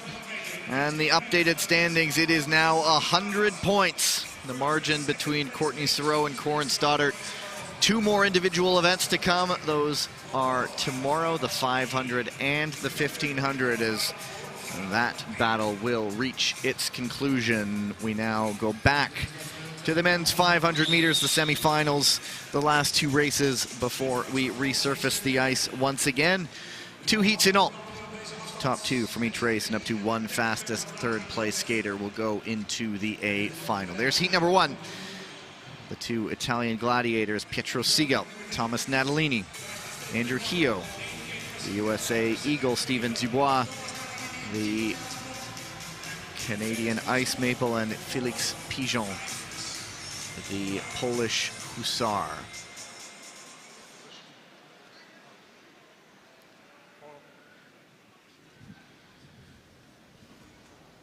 Go to the start.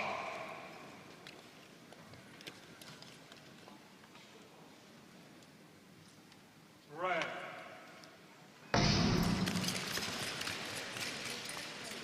And it is Siegel out of position 1, taking the lead ahead of Dubois and Hio.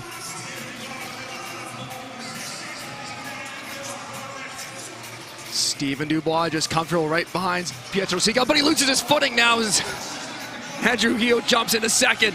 It has been a challenging day for Dubois, getting clipped, getting the blades clicked in the 1,500 meters, and now he's losing balance there. Now he has to fight back, but it's Siegel and Hio, and this would be a good step forward for the USA Eagle. It's a real battle for third. Natalini and Hio go into the boards, into the mats rather. Dubois was diving up the inside, so that will take a look, but Pietro Siegel, not in the 39s this time, but a 40.5.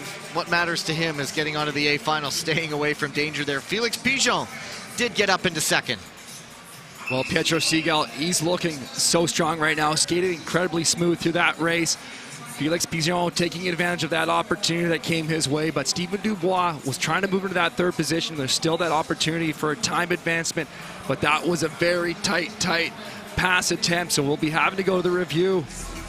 Got to see who was in that 2nd position. I think, was it Andrew Hio at that moment, or Nat? I think he was, but remember we did see 3 advanced from the same race earlier this morning when they were all 3 level around the corner. So here it is, Dubois up the inside. Natalini, well, you see Natalini really come across there as well as he feels Dubois coming up the inside.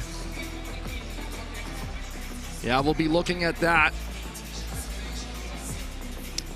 Natalie's track pattern movement. They are looking possible lane change outside to in on Natalini, moving towards Dubois right there. And Hio, as the innocent bystander in all this, was sitting in second, and so he could be advanced, but they are up all on their skates. They are okay.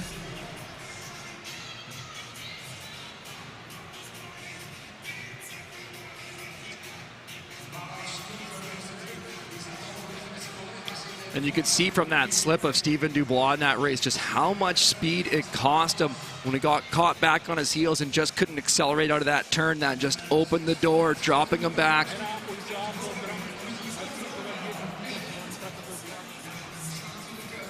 Here's another look at that last move from Natalini.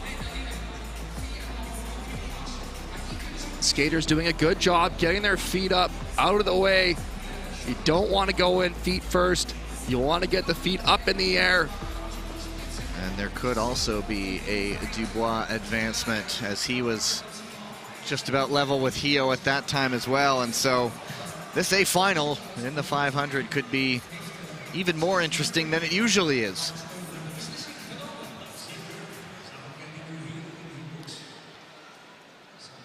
But usually the unfortunate thing for them is you could be in an A final, but you would have one of those outer lanes. Well, yeah, certainly position number 6 on an A final would be a very tough position to be in, and we still have another race to go where there are also potentially more advancements.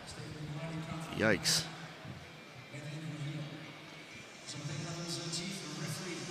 And they are taking their time looking at this one.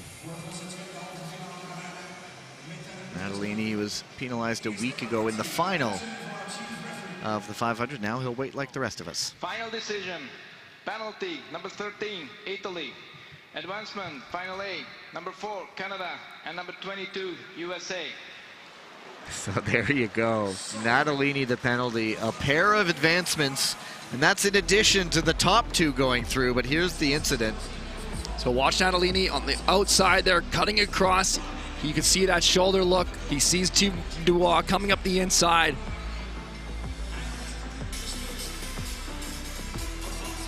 But Natalini in that moment's just thinking, I gotta defend this 3rd place.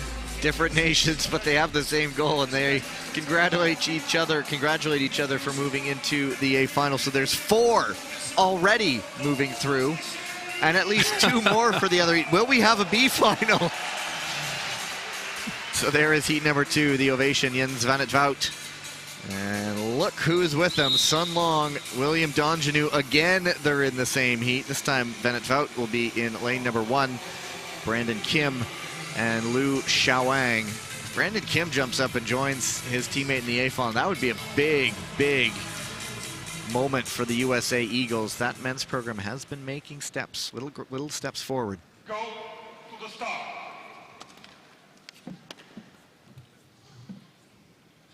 Right. Of course, that's easier said than done. You have to get through all of these guys first, and they have to get through the corner. And it is Van het Wout. Well, Brandon Kim challenging William Dandjinou. Liu Xiaowang looking to move up. He makes contact with Brandon Kim as well. Brandon Kim is down. Kim down. I think that one's on its own. You go shoulder to shoulder with William Dandjinou. You're never going to come off victoriously that often. Well, there it is now 1-on-1-on-1. Van het Wout, Dandjinou, and Sun. Well, Dandjinou was back on his heels there. He was able to save it, close off that inside move attempt from Sun Long. And Van het Wout will take 2 in a row over William Dandjinou. The next one will be for the medals, though. And a tap from William Dandjinou. Congratulations, but the big one's the one that matters most coming up next.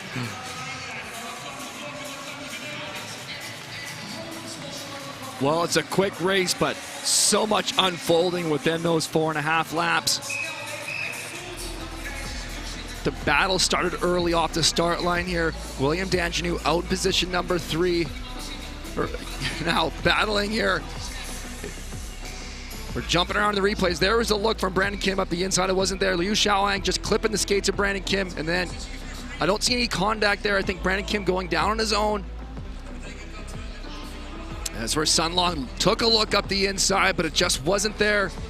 Playing with fire, Brandon Kim going shoulder to shoulder with Dandjinou. That's not often going to end well for you. And the home crowd, and it's about acknowledging that. And yeah, even then, maybe there's more to come from him. A race that, we'll see. But there will be 6 skaters on the final in the A final. And those 3 guys who did not come out of this race we just saw will all be against each other again. It'll be a 3-man B final. Sun Long, Liu Xiaowang, and Brandon Kim. So, Vannetout, Dandjinou, Sigel, Pigeon, Dubois, and Hio, and that is still to come. On the other side of the next ice resurfacing break will be the women's 3,000-meter relay semifinals, and then we will get right into those 500-meter A finals. We take a break now. We will resume at 3:49 local time. That's exactly 12 minutes from now, and so time to catch a break. We'll talk to you soon.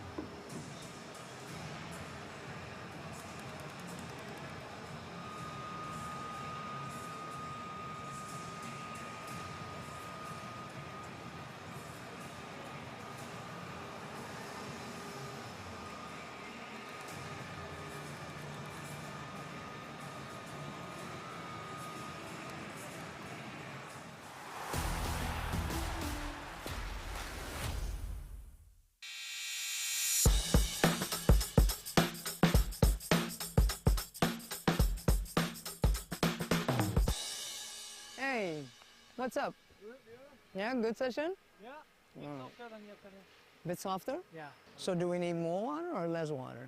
less also. Or less? Yeah, a bit less. Because it's still Dordrecht. He just told me to use less water. Yeah, he told you to use more? No, we planned this. You know, a bit less, but that's my point. Okay, we'll try it out ourselves. Thanks, guys. You helped me so much. What a big help. You okay? Yeah, you good? You act like you're tired. We didn't even start yet, huh? Let's go. Let's go. Hey, how's the body after yesterday? Okay. Yeah? Back feels okay? Yeah. Same. Okay, and here? Same. Yeah? Go ahead, guys. Skaters first. Oh, I haven't been on the ice yet. Ooh. Oh, I like the ice already. Mm-hmm.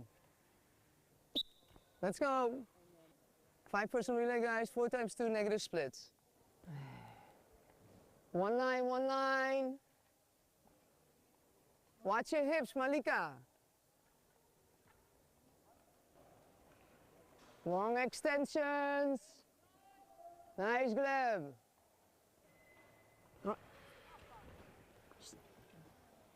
You okay? You okay? Yeah. I have no idea. You're all right, you're all right, it's all right. Left down in the exit so you can use that straightaway. Stay down in the exit so you can use it straightaway. Right? If you're standing up straight, there's no straightaway either. Right? Okay. Hey, you got slot coming out. You. Мина, как тебе лед? Forward and down, forward and down. Yes, more. More. Okay? Okay. Okay, coach. Okay, coach. No. Yes, coach. Yes, coach. Okay, student. Okay, teacher. Yeah, this is good. Snappy, snappy, snappy, Masai. You got Masai. Okay, here we go. Under the body, Dennis, under the body. Under the body.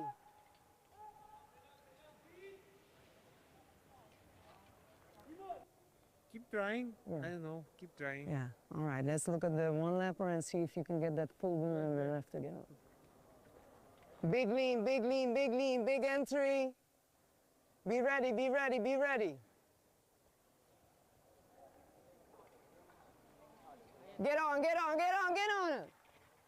Get on him. Up. All right, dudes, get a nice feel, all feeling. You click his? Yes. Oh, punch him in the face. Yeah, blame me. Punch him in the face. Everybody blame all the fans. Relax. I'm not taking sides, man. I'm not taking sides for anyone. I was doing one tempo. It's one mistake. I didn't do anything extra. No different track, no different steps. It's okay. We'll go again. Get the blades ready and we'll go again. No worries. Focus on the next one, man. No micro? Yeah. You have micro? Oh, okay. Yeah. I wouldn't say some secret. All right, in a second. It's all on it. It's all over, Adil.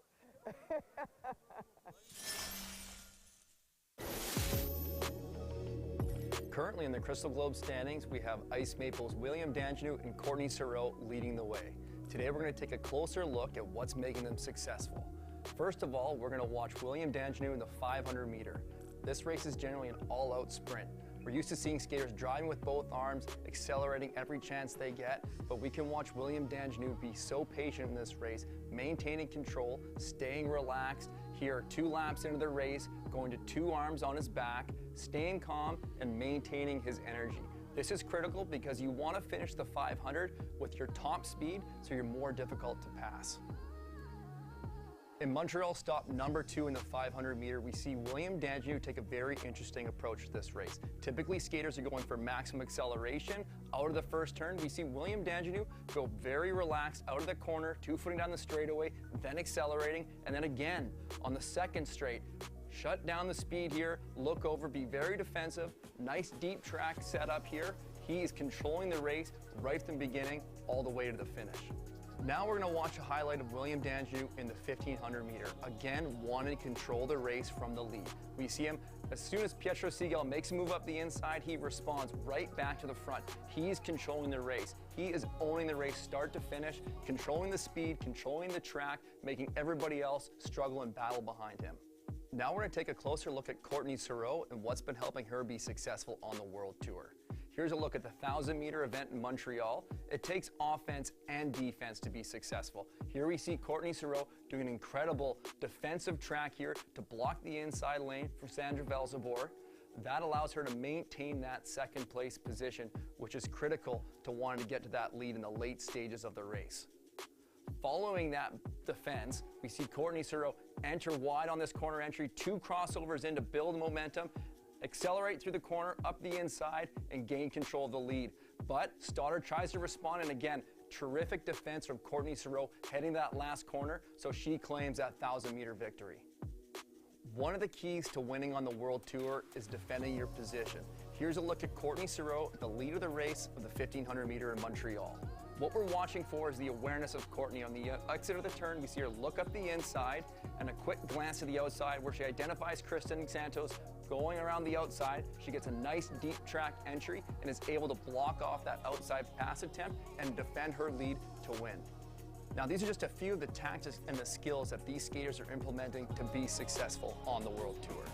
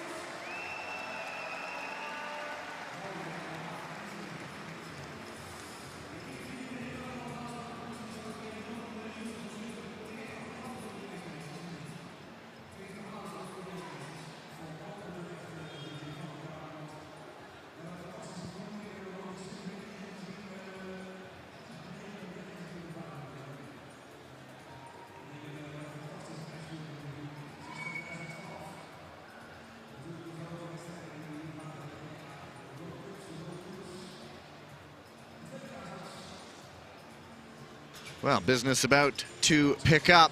Women's 3,000 meter relay semifinals. First heat about to take the ice. Heat number 1 will have 5 teams, so that is going to be a very busy ice surface. Top 2 from each race go to the A final. 3rd and 4th will go to the B final, and so there will be a team that will get frozen out.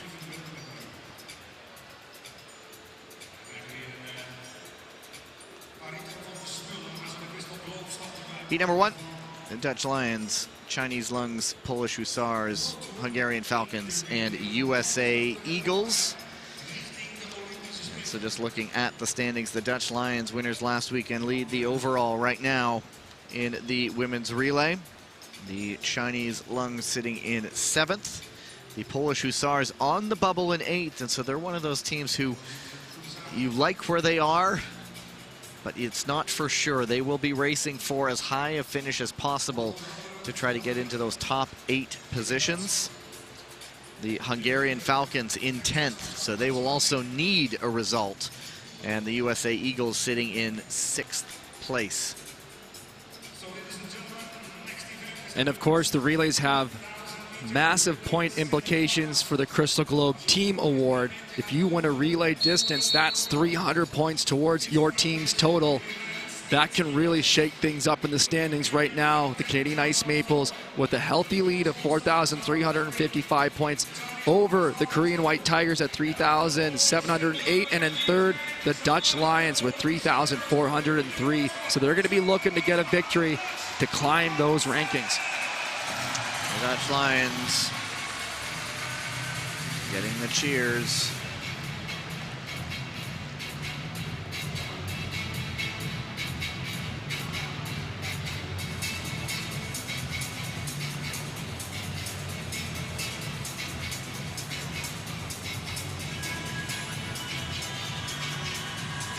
And it is Michelle Velzeboer who will lead things off for the Dutch Lions. Zhang Chutong for the Chinese Lungs. Gabriela Topolska for the Polish Hussars. Diana Laura Vegi of the Hungarian Falcons. And Corin Stoddart of the USA Eagles.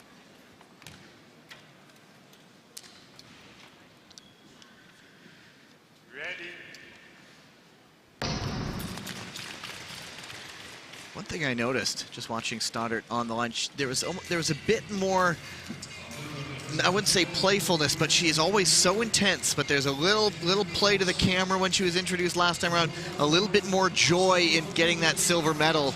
I wonder if there's a bit of a change of mentality. Perhaps we know she's put a lot of pressure on herself looking for that gold medal, but just a little bit of a step back maybe to go forward. Well, sometimes if you're working with a mental coach, they may give you kind of some tactics like that and strategies just for yourself to keep things relaxed, keep things calm, not to tighten up, and maybe that's like, just try to enjoy the moment, have a little fun with it, stay relaxed. That's going to help you race better. Selma Poutsma, Fawn Cushing, Natalia Malashevska, Sarault Baksky, and Julie Latai on the ice. And they'll now go back to the openers. Corey Stoddard moving up to 4th position for the Eagles. It's so difficult with 5 teams on the ice to be the 5th team on the exchange. You're left with very little room. It's hard to get a good push to your teammate. You can't really spread your feet out. You got to hook tight on the exit. So a lot of teams will be looking to try to move up if possible. You don't want to be in the back. Santos Griswold getting up into 3rd. Just in time to bring in Cameron Lute. It's Dita Van Oorschot for the Dutch Lions. Gung Lee for the Chinese Lungs. And back we go to Poutsma, Fawn, Latai, Malashevska, Baksky. Malashevska going way deep on the inside. Oh. She made contact with one of the Chinese Lungs inside, and then there was contact on the outside. Falcons tripped over here too. Who are we left with now? The Eagles, the Dutch Lions are out front, but it's just blowing this apart. And it is Kristen Santos Griswold. We're gonna have to follow up who is where. Well, there was 2 Hussars skating on the track at the same time. And they're going to get lapped now. A nice move by the Hussars to get the Eagles. I think the Eagles hung on there in 2nd. They were silver medalists a week ago. Well, now we're just trying to sort out the order here. I believe the Dutch Lions, we know, are leading. The American Eagles had a quick recovery. They're sitting in 2nd. But the Polish Hussar got thrown off for me because at one point they had 2 skaters on track. And the Falcons, they had a quick slip, so they're a half lap back. So they are sitting in 3rd right now. And so the way I started, it was on this start-finish line right in front of us. Malashevska went way deep. She hit one of the skaters, the Chinese skaters who was off, stumbled, came back in, and then hit the other Chinese lung on the track, and then just set everything in motion. What happened next? I can't finish that sentence. Well, this is when it's great to have video replay, because that's going to be getting put to heavy use after this race. The Dutch Lions now just with a comfortable lead out front. We really have just 2 teams together, but the American Eagles are still, a few strides behind, trying to close this down. But they are lapping the Chinese Lungs, who are kind of tucked in between the Dutch Lions and the Eagles. So it's a very peculiar situation here. The officials are going to be put to the test. And it is Michelle Velzeboer. One more exchange coming as Stoddard gets up into 2nd.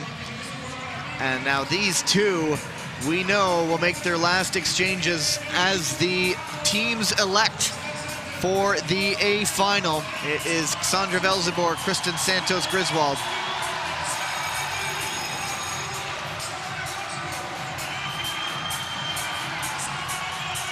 Now the Falcons and the Hussars still battling it out here.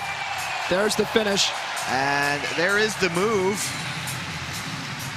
And so the Falcons cross, but the Hussars, I think, also had a few more laps to go. But they still cross the line, and so that's just the way it'll be. Well, 2 teams we do know, the Lions and the Eagles, but might we have a busy A final?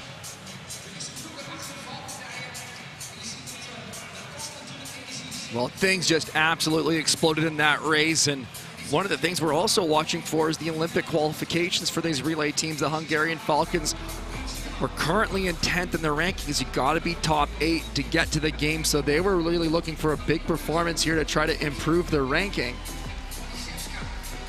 And there we see the contact. Malashevska, I believe, is on Fan Shin. And then the Falcons get tripped up on their exchange, and the Eagles get caught up in a bit of a mess. But this is just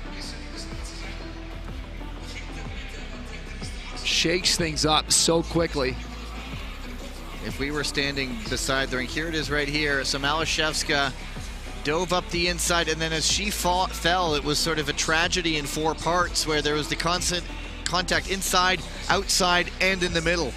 And I think the confusion was for the Hussar that Malashevska never actually made contact with Topolska, but she felt something contact her from behind, so she kept skating, and then she got called from her teammates. Hey, no, there wasn't the exchange. We've tagged up over here. Yeah, tough one for Malashevska there. Oh, sorry, I'm looking at the I got to go to the relay standings. I'm on the overall standings. There's too many stat sheets here that we're looking at. So the guy, where are we? After someone joked about writing them down the other day. Yeah, I know. Look who's a step ahead. Eating my words right now, you know. This is a difficult... well, you know, I said Hungary Falcons were in 10th, and they are in 10th. And the Polish they are in 8th, so that's the position they're trying to maintain to qualify through to the games. So that's going to be an interesting debrief from these skaters. If we were standing beside the side of the rink and one of them got up to ask what happened, we'd go, I have no idea. Yeah. I can give you an idea of what we saw. I didn't have enough eyeballs to catch all that at once. Yeah, I mean, I saw, since it was right in front of us, I saw the first incident with Malashevska clipping one of the skaters from China off the ice. And then I was sort of dissecting or digesting that, and then the next thing I know, she was off in the mats after hitting the other one. So they are going to be looking at that inactive Chinese skater on the inside right there. As Malashevska is looking to make that pass, she gets tripped up on the entry.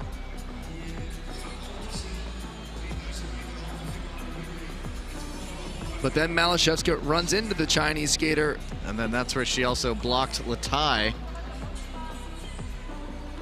Right there, the contact from behind.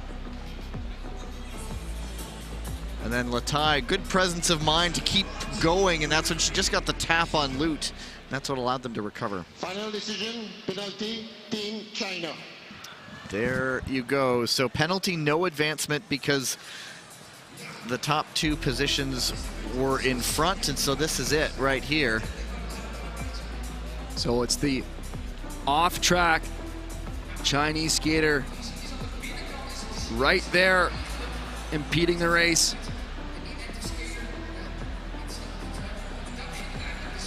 So just to break that all down, the Dutch Lions and USA Eagles still going to the A final, and the Hungarian Falcons and Polish Hussars both to the B final. Now that one will be an interesting race as well.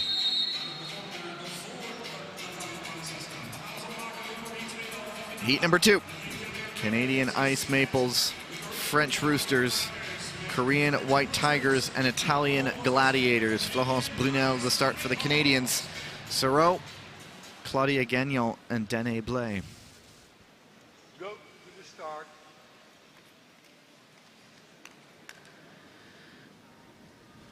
Ready. It's Aurélie Levesque starting for the Roosters. They also have Chloé Olivier, Eva Grenouillou, and Berenice Combi. White Tigers, Chaemin Jong, Kim Gilly, Shim Soo-ki, Lee So-yun. And the Gladiators have on the ice right now Elisa Confortola. They started with Chiara Betti. There's also Martina Valcipina and Ariana Fontana. So Valcipina we've seen in the mixed relay, but now for the women's relay as well. And it is the Canadians on the front. No Kim Boutang, gone back home to rest a back injury that's been nagging her pretty much since the start of the season. And that's given Claudia Gagnon the opportunity to come here and race in the World Tour. This French Roosters side skated together. They've skated together for a bit last year at the Winter Universiade I'm not sure what it's called. Winter World University Games, they call it like the Universiad or something That's like right. that. Please correct me. They did pick up a bronze medal, and so they're a well-drilled side. And as we've seen so often in relays, you are more than just a sum of your parts. There's a lot that goes into a relay, and it is truly the best team who often comes through. Glenouille, Valchipina making a look up the third, not there right now. The Ice Maples are keeping the pace high in this race, 9-0, 8-9. This is a quick start right from the get-go, so really challenging the other teams to see if they can stick with them in this race. And just looking at the standings right now coming in, the French Roosters in 9th, the White Tigers in 2nd, the Ice Maples in 3rd, and the Italian Gladiators in 5th. So if there's a team that would benefit from an A final most of all, it's the team sitting in 2nd right now. Well, the Roosters are going to just be battling this one out. In great position in number 2 right now, but they have their work cut out for them to defend it against the White Tigers and the Gladiators. Is Glenouille, part of this young French program behind Claudia Gagnon. Now it's Danae Blais, herself a World Tour winner last year. And Che Minjong sitting in 3rd. We await for that moment. The White Tigers decide to pounce, and is it on this exchange? Not just yet. Well, the Roosters are doing a terrific job getting those exchanges clean and then covering the inside lane so no one can jump up. But there goes Florence Brunel. Claudia Gagnon has to get out for a tag. And they get that tag. Now the race has taken on a completely different complexion as Kim Gilly into 2nd. Elisa Confortola pushing for 2nd now, and Chloe Olivier can't quite hold it. And the Canadians might have to finish this one with just 3. It's Brunel grabbing at her back, her hip right now. Well, now no Dohi off the front, tracked closely by Valsipina. And in comes Fontana and Che Minjong. Che Minjong creating some separation now for the White Tigers to skate freely. Once you get a gap like this, it really takes that pressure off defending that lead position. You can move to a more wide speed track. Shim Suk-hee pushing out front right now. Gianna Betty looking to hand off to Elisa Confortola. The final exchange. Che Minjong, Elisa Confortola. Confortola losing it a bit on that corner. There is a wide gap to 3rd. The French Roosters did fight valiantly early on, but it looks like they will finish 3rd, barring any last-second drama. Hold your breath, everybody is through. Che Minjong, Elisa Confortola, 1 and 2. The White Tigers and Gladiators, the French Roosters in 3rd. And the Canadian Ice Maples. Tragedy befalling them. And so it looks like the White Tigers and Gladiators would go to the A final. The French and Canadians to the B final. And Brunel, that one stung. For all the safety equipment, there still are those spots where there's not a lot of meat, muscle to protect the bones. And when you hit it straight on, you feel it. Well, if this is a look here, they're just losing the left foot, Florence Brunel. And one of the hardest things about falling in the relay is just that feeling that you've let your team down, and your team never holds it against you. They understand that these things happen, but it's so hard as an athlete when you're the individual that has that unprovoked fall or incident in a race that takes your team out of it, and you really just kind of bear the burden of that. And they're always so supportive, but nonetheless it feels all the more painful because of it. That's where having that close feeling will come into play. The Canadians, an incredibly tight-knit group, they will go for the B final. And so 2 more races to wrap up this block of action, and it'll be the men's 500 meters, the B final, then the A final. As you see the results. So it'll be the Gladiators, the White Tigers, the Lions, and the Eagles racing for the medals. Well, the White Tigers, that one team that still have an outside shot of closing that gap on the Canadian Ice Maples in the team standings. With the Canadian women going to the B final and the White Tigers going to the A final, it presents an opportunity to them to gain some critical points. So they will be battling for every point. So the Canadians will have a bone to pick in that B final, and they will undoubtedly come out fired up. B final in the men's 500 meters. If you'll notice that it's a few skaters short on the line, well, you should have seen the semifinals. They're going to make up the numbers in the A final.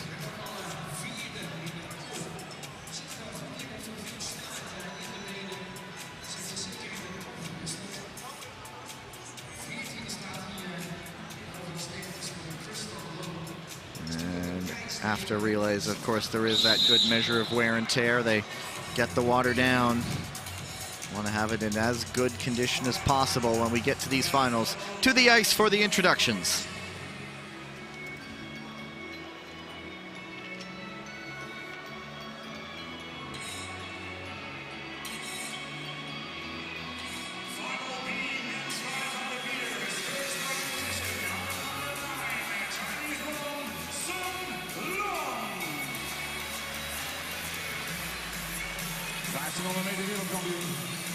Second starting position for helmet number 14, also representing the Chinese Lungs, Liu Shaoang.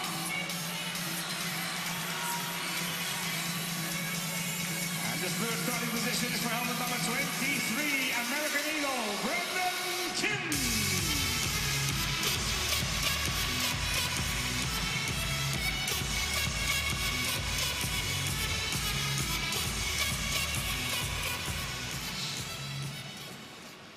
Love that music. That was how they introduced the skaters in the A finals, the Worlds in 2024. To the start.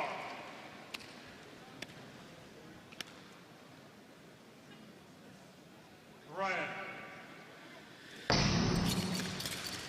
So the battle of the Chinese Lungs and the USA Eagle. It is Liu Shaoang off the front right now, Sun Lung behind him, and Brandon Kim.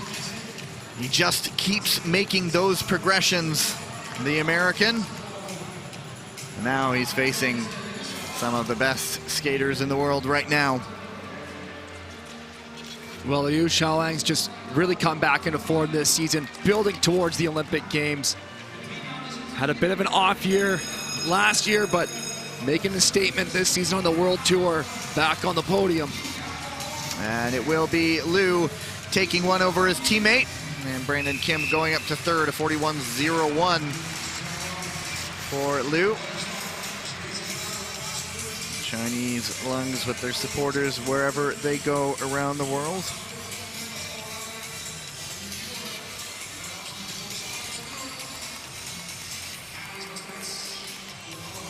So after this, we do head into our next ice resurface. We come back for the women's relay finals. And then there's the ceremony, and then right into the men's relay semifinals, and that will wrap up the day. But the B final done and dusted on the men's side.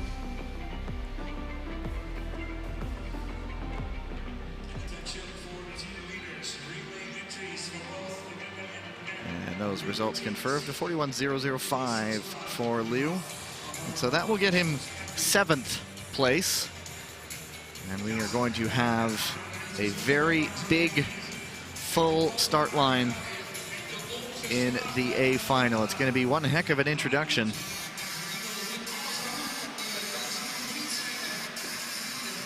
Ahead of one heck of a battle. To the ice we go. We'll get you set up for the A final.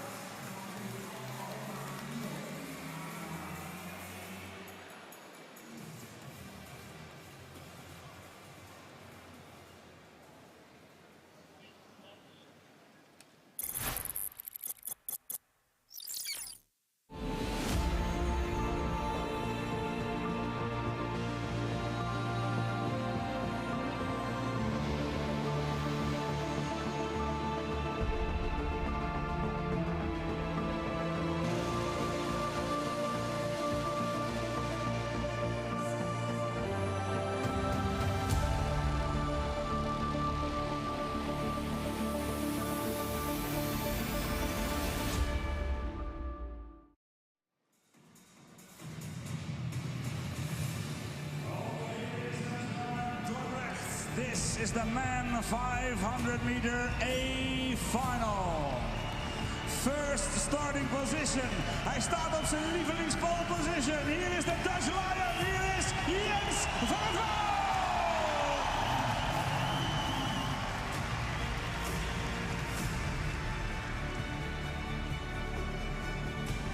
In second starting position, it's Crystal Globe's #1, representing the Canadian Ice Maples. It's William Dandjinou.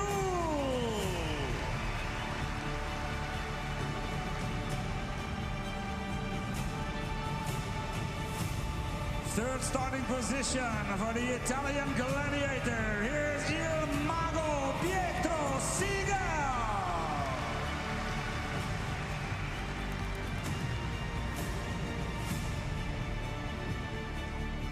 Fourth starting position is for helmet number 42, representing the Polish Hussars Polska, Felix Pigeon.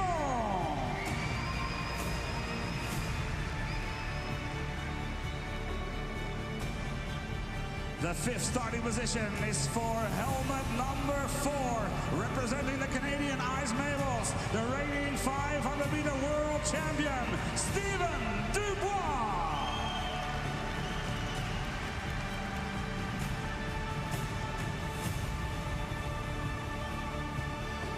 The sixth starting position is for helmet number 22 for the United States Eagles, Andrew Hill.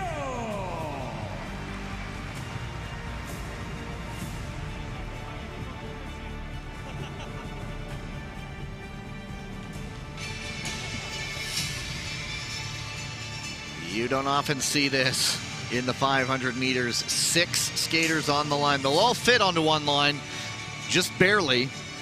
But look at that, positions 1 through 3. Van het Wout, Dandjinou, Siegel, the world champion in position 5, and a couple of guys who are skating well and who would love to fire all kinds of warning shots. Don't you forget about us. Well, 6 skaters on the line puts a ton of pressure on getting off to a phenomenal start in this first lap. Watch for people trying to move early, trying to better their position towards the front of the race as soon as they possibly can in this opening lap.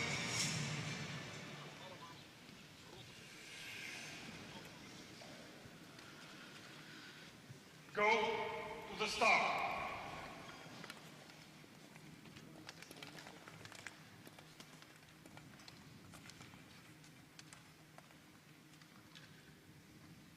Right.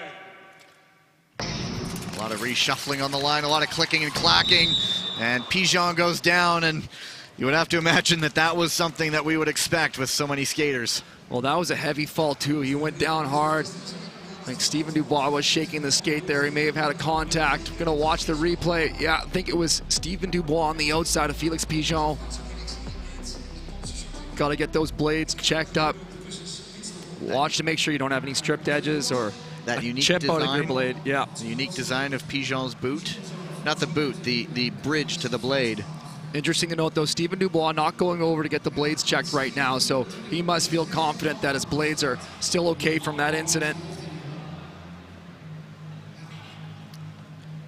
And are they going to do a full change here?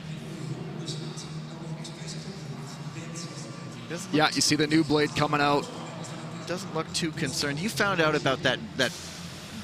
And this is a really interesting blade design. Felix Pigeon was a part of helping design. I think he calls it the razor bill. It's such a cool looking blade, but here's a look. Oh, it's a toe in there. If you see that, there might have been a little contact, but really he towed that right blade in. Sorry, the razor bill. Yeah, that's the name of the blade that he's wearing there. But you see of a bird as well. Yeah, and I think that's kind of the design concept in the look of it, but it provides more stiffness so it doesn't flex as much in the corner. So that allows the skater, Felix Pigeon, to feel like he's got a lot more control of that blade and that it's not flexing too much on him when he's going at full speed. You said, and I believe you said it was his dad that ultimately crafted that? I believe so. We might have to get a special interview with him later to kind of fill us in on the inside of that. Yeah, exactly. It's always certainly trying to looks find that unique. extra advantage. But for him, it seems to work because he's been skating some very good races, not just this weekend either. Go to the start.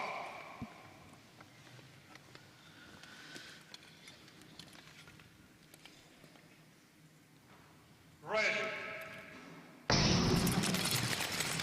And Dubois, another great start jumping ahead. This time, everybody is through, and we are going in Dordrecht. It is Jens van het Vout. Oh, Seagal goes down.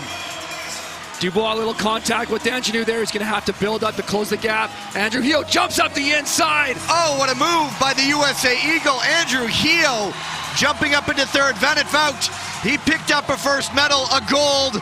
A week ago, Dandjinou stumbles. On his feet. Van het Vout is off. Van het Vout is off. Oh, goodness. It is Dubois. But here comes Heo and Dandjinou. It is going to be taken to the line. Steven Dubois, world champion, or is it Heo? It might be Heo.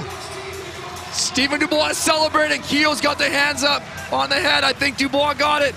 Oh my goodness, just everything coming apart there. What drama. Jens van het Vout had just full control there. There was William Dandjinou was losing his footing in behind him. Jens van het Vout then goes in that corner, just stumbles on the entry. We got to get some more replays. That was just unbelievable. That is short track at its absolute best.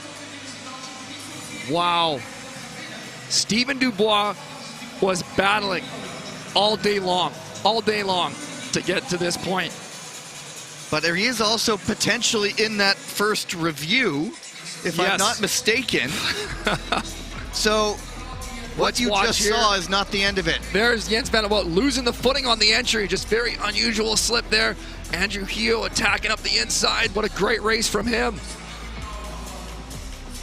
Watch for the line. Dubois on his heels there, just shoots it out. He did have it. Dubois by 12 thousandths of a second. But there was contact earlier between Pigeon and Seagal, and also Steven Dubois. Oh, this race just had everything. Once they got off, Pietro Seagal was just battling through. It was so tight. Steven Dubois carrying speed on the outside. There, Pietro Seagal goes down. And William Dandjinou there. This is another look at that fall. But what Dandjinou was just struggling a little bit. Right here, caught on the heels, just saves it. That allows Steven Dubois. But then Jens van het Vout losing it on the straightaway and on the entry. And Heo made it close. Dandjinou almost then lost it coming out that corner. That opened the door a tiny bit for Heo.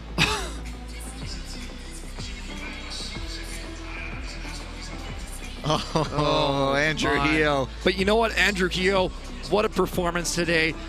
Delivering this podium before going to the games, that is a huge confidence boost. He's proven to himself that he can compete at the highest level with the best in the world and strike the podium. And the taste for gold was right there. Those USA Eagles are all starting to take off together. Well, we got to wait for... And here we go. Final decision, penalty, number 4, Canada. And it is Dubois with the penalty, which does mean it is gold for Andrew Heo. Can you believe it? Andrew Heo, 500-meter winner. Everyone's in a little bit of a disbelief right now. Wow, I might be looking for contact there. Let's watch if Steven Dubois is there. Contact. Outside to in on is the corner. ruling, so just enough there on the corner to get in on Seagal. And so what that does, it's Heo gold, Dandjinou silver, and it's a bronze medal for Felix Pigeon. What a shake-up. Fourth. Andrew Heo, what a moment. Just knocking on the door for this last little bit, and now a breakthrough result for the USA Eagle. Heo gold, Dandjinou silver, Felix Pigeon for bronze.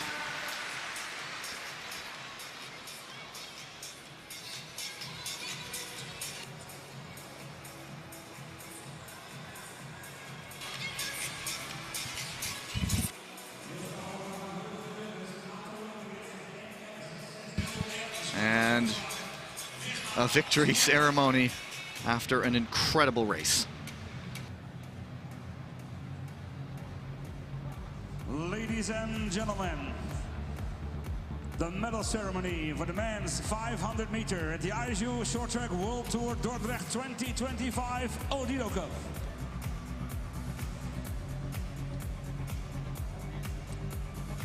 And the medals will be presented by our assistant referee uit Nederland, Sarault Jansen.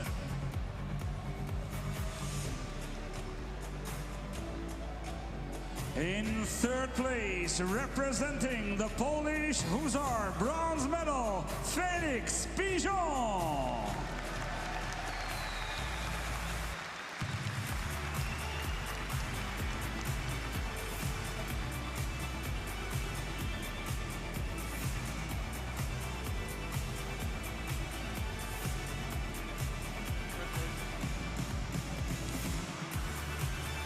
That's a Hussar bronze medal for Felix Pigeon.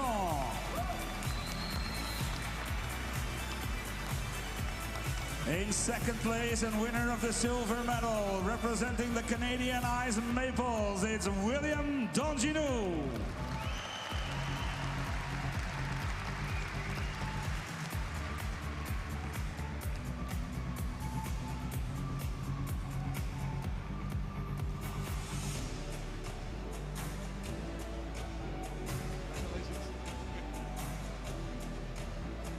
It's a silver medal for the unbeatable so far in the 500 meters, William Dandjinou.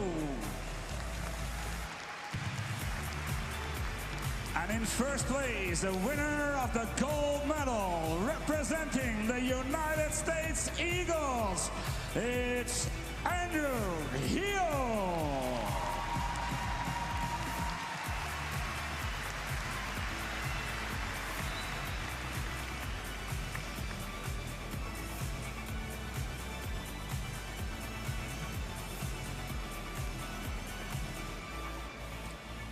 And it's been a while for US short track, but now it's their gold medal for Andrew Hill.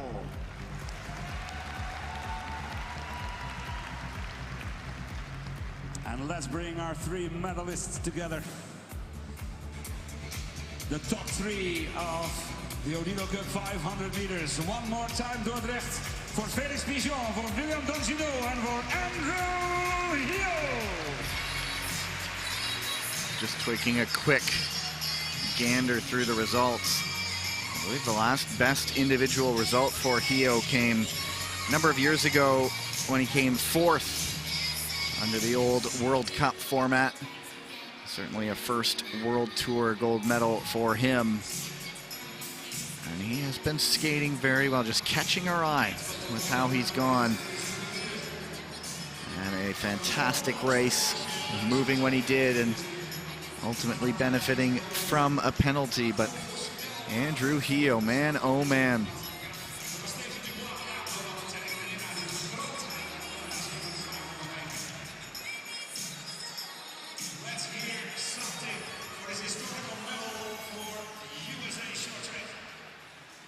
Down on the ice with Andrew Hio.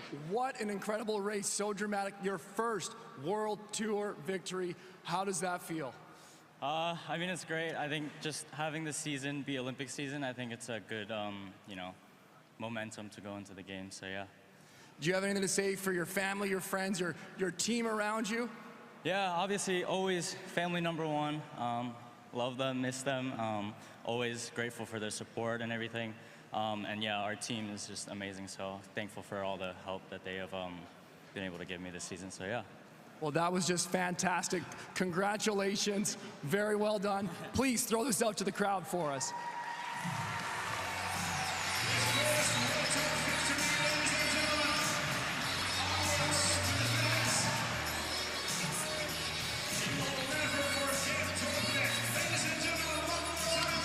Sure, it's a race he won't soon forget. Andrew Hio. What a time to get a victory heading into the Olympic Games. And for the USA Eagles, it is their last. Well, I'll finish that thought.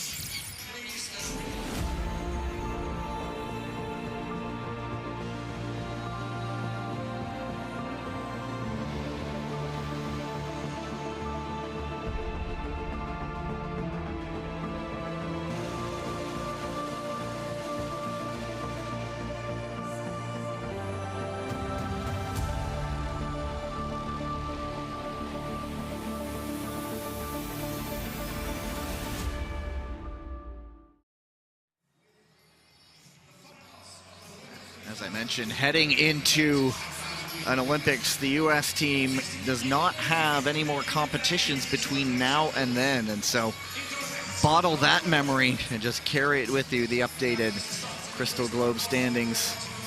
Dandjinou adding a few more points over the likes of Siegel and Dubois. He's already got that one locked up for a second year in a row. And that will take us to one of the final breaks of the day. When we come back, women's 3,000 meter relay B and A finals. That is in about 13 and a half minutes from now.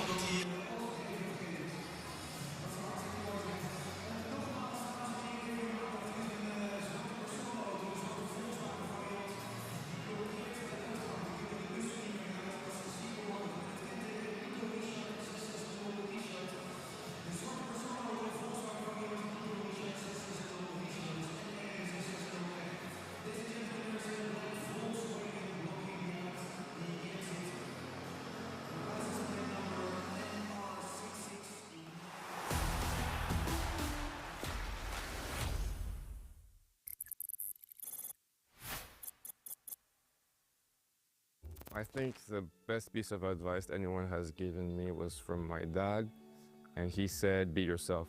If you become someone else trying to chase a dream, then is it really worth it? Stick to your own technique. You have a lot of different techniques at the top of the world, and you've got people always want to see, he's doing this well, I want to try that, but you have to see what your body does. J.R. Selski is a really big mentor for me, and he told me to do like every training with a purpose, no matter what the training is, to have a purpose going into the training and fulfill that purpose within the training. The best piece of advice I've ever gotten is from my grandpa, and it's his life motto. You don't stop playing or like having fun because you get old. You get old because you stop having fun. I think something that, you know, me and my friends, teammates actually like to say to each other a lot is like, it's not that serious, because we take everything very seriously in terms of like the pressure and the intensity and how much it can affect us, but really like at the end of the day, you're fine. You know, it's like I'll have a bad race and can be really upset about it, but then I go home and my life is the same. I think the most important part is to have fun and to be motivated even in the worst parts. You can achieve your dreams if you prepare and you do the work to get them, and you keep working and you always fight through it. So I think that I'm just such a fighter in my everyday life and in skating, and it's made me who I am, and it's made me get the results that I got. Just be kind to people so the life will be kind to you. Don't give up and finish what you started. You have to believe in yourself first before anyone else will believe in you. It's always in my head. You shouldn't be afraid of anything, of anyone. You just need to do your best. Don't be afraid. Listen to your sister. 항상 자신 있게 최선을 다해서 보여줄 것만 딱 보여주고 나와라. If the strongest animal would be the king of the jungle, the elephant would be the king of the jungle, not the lion. 안녕하세요. 저는 쇼트트랙 국가대표 임종원입니다.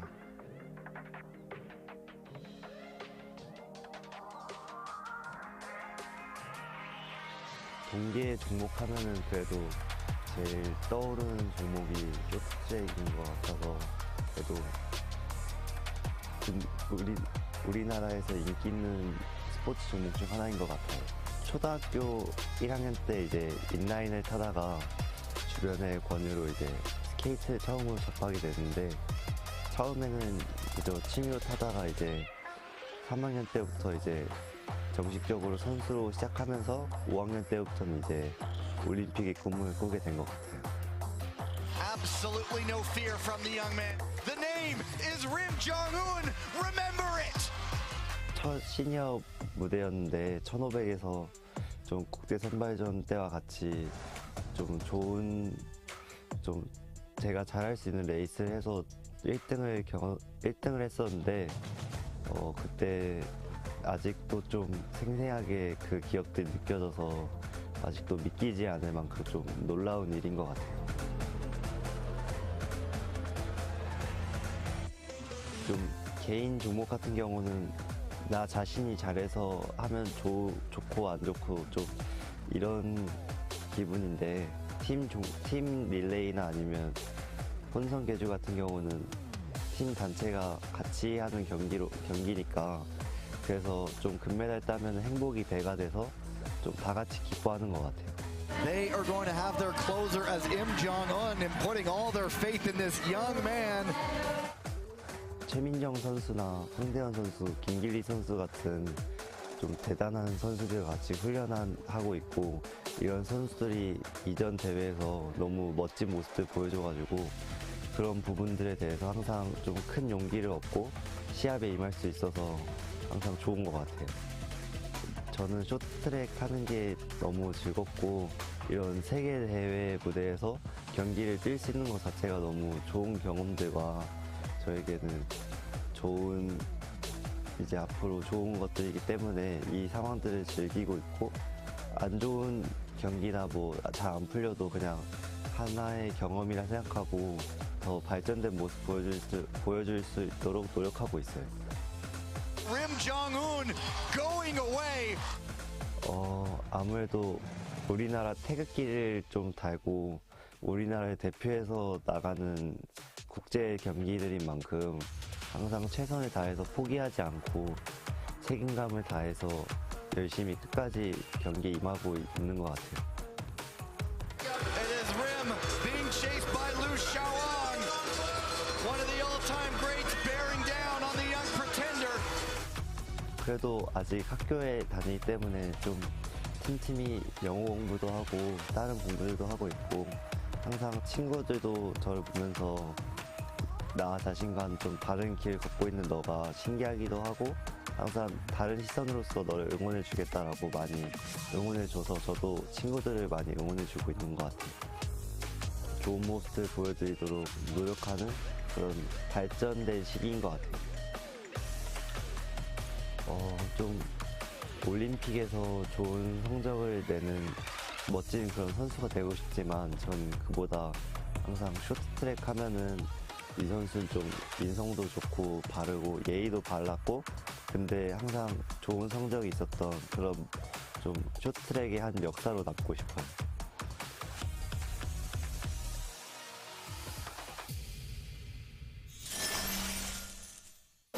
Im Jong-un, one of the revelations of this season, Tyler. We really didn't know much about him coming in, but it didn't take him long for him to introduce himself to us. Well, just incredible. Coming out in that first World Tour stop, winning the first 1,500 meter, he made a statement there against the other athletes. But it hasn't been without struggle. The other athletes now are getting to learn how he races, his tactics, his strategies, his speed and his strengths, but also his weaknesses, which present challenges going forward. And it's an opportunity for him here this World Tour season to learn how to improve and maintain that consistency going forward.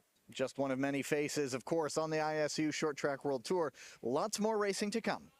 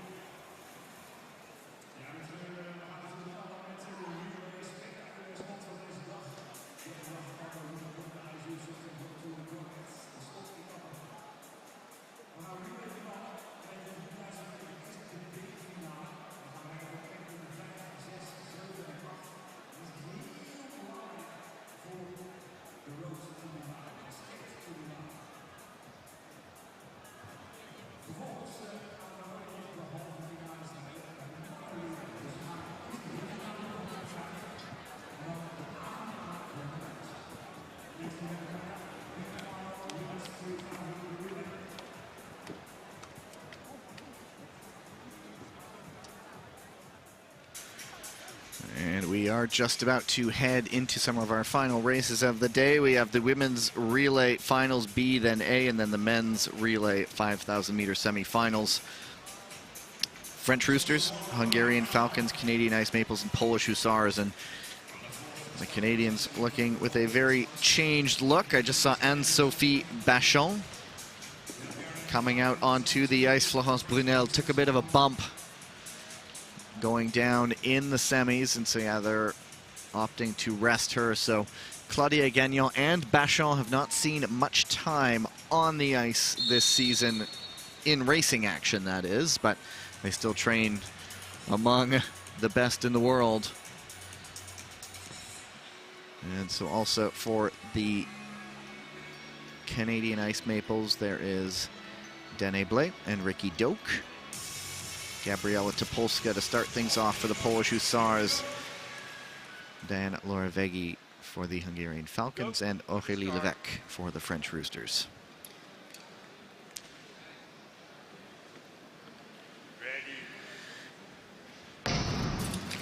So the Canadian Ice Maples making a couple of changes to the roster this weekend. Of course, as I mentioned, Kim Boutin opted to go home to rest an achy back that's been bugging her. And so that brought in Claudia Gagnon, and now with Florence Brunel going down, it'll bring in Anne-Sophie Bachon.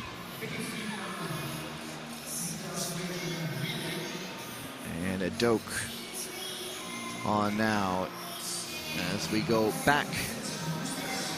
And in the relay standing, still a lot at stake. Right now, ranked 8th is Team Poland, the Hussar in 9th, the French Roosters, and in 10th, the Hungarian Falcons. So these three teams really battling it out for big points at stake here to win the B final. Any one of them would love to get a 5th place. And of course, the Canadians sitting on top in that Crystal Globe standings, but with the relay points counting triple towards those team standings, and the White Tigers in the A final, they have a chance to really make a big jump in points. And so the Canadians, just to be sure, want to get as many points as they can. Eva Grenouillou on the front for the French Roosters.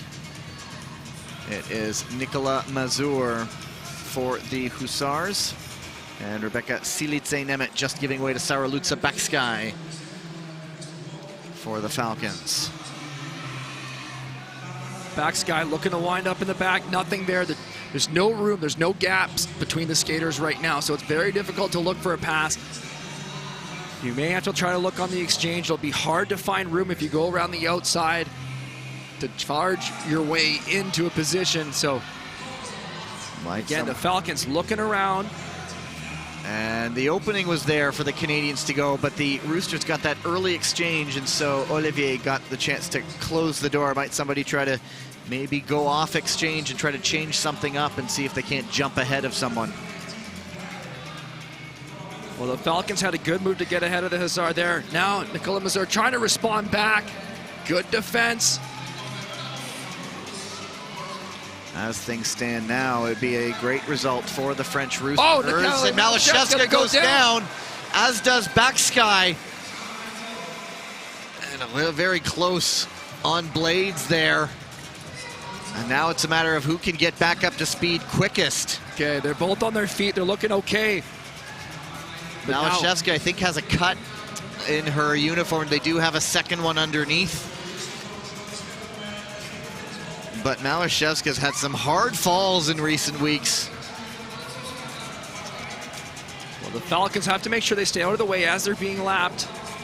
And so it's the Canadians right now with a chance to pick up 5th. And the Falcons were the quickest of the two to get going, but the Hussars, you can see the rips on the back of Malashevska's uniform. We'll see if we'll get a look at it. But the Hussars now, they're not out of the fight yet. That difference between 3rd and 4th could be immeasurable for them. Well, the French Roosters have to stay clean here. The Canadian Ice Maples have pulled away, but they're in a great position to secure 6th place points. One more exchange coming. All that, and the race is almost done now. It is going to be Dane Blais to finish things off for the Canadians, Olivier for the French Roosters. So it looks like the French will get a 6th place. And so how might that change the complexion of those standings? We'll see how that alters it after this event is done. But there goes Dane Blais. And the French Roosters will get 6th. There's I see Aurélie Lévesque applauding her teammates, so they're happy with that one. Well, just a huge smile on the faces of the French Roosters right now. And again, that program, it's going to be such a big quad in the next 4 years, and they have already started to show some flashes of what's possible in a race. And that is certainly a team to watch, perhaps this year, but also over the next 4. Well, based on the way that the French Roosters are celebrating right now, I think they've done the math. I think that's going to probably punch their ticket to the Olympic Games for that 8th position. We got to wait, of course, for the final results to come in and the points calculations. But, well, another look at that fall. Watch the skate in the back. Natalia Malashevska here. Her feet just got caught up. And she gets Sarah Lukabaskai's skate right in the back. And so the back of her kit is ripped, but as you've said a few times before, there's a suit underneath that a cut-resistant suit. Dyneema there just protecting the skaters from those blades, and it's pretty amazing what it can do. It's not completely cut-proof, but cut-resistant. And so, as you've mentioned, based on the celebration, we've seen it before, we often think, based on the celebration, they must know something. They've done all the math. We can see the points laid out here. And the Italian Gladiators, congratulating them. They do a lot of time training together, the French and Italians, very, very close off the ice. And so might we see France, the tricolore, taking to the ice in the women's relay? Well, it's just Milan. It's a really interesting mixture of emotions here, because you get this euphoric, celebration and relief that you've achieved your goal, and at the same time there's another team on the ice who's going through that disappointment, which is so tough to experience. And there's both sides of the picture being painted right before our eyes, and the celebration and the disappointment all going down in that moment. Agassi and ecstasy in a single shot on the ice. And so they've taken a look at that. I don't know if we ever got a good shot at it, but just the rips on Malashevska's kit. And then you remember, oh yeah, how big those blades are and how lucky they are that all the safety equipment is in place. Not so much luck when you plan to have the safety equipment in place. Well, there she's showing the tear. There's there is some blood on the blood suit there, too. Wonder if Topolska was aware that the camera was there. So she's taken her lumps in the last few weeks, as Natalia Malashevska. And there's the look. The Falcons, they also know that sealed their fate.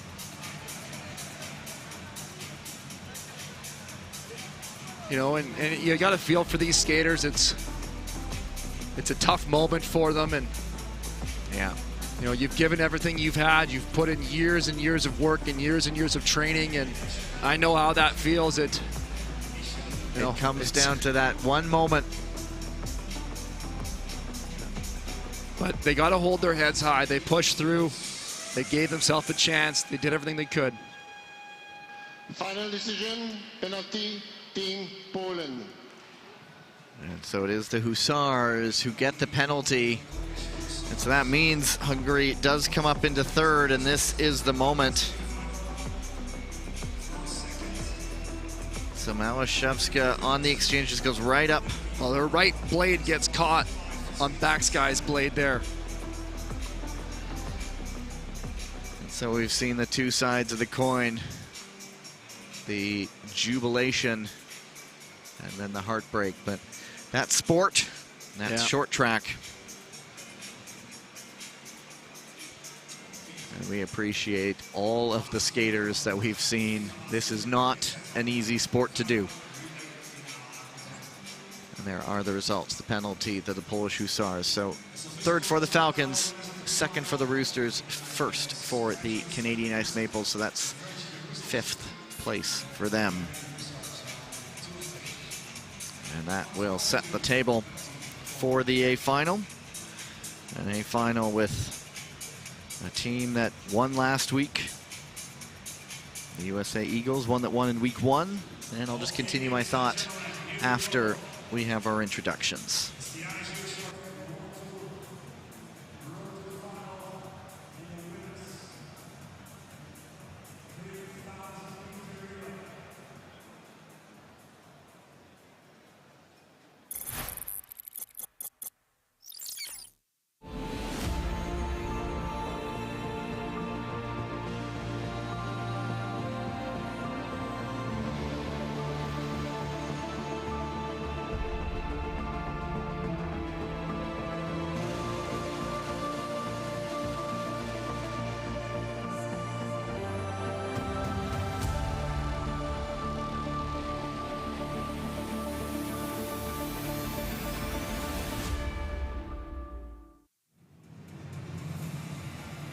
Ladies and gentlemen, this is the women's 3,000-meter relay A final.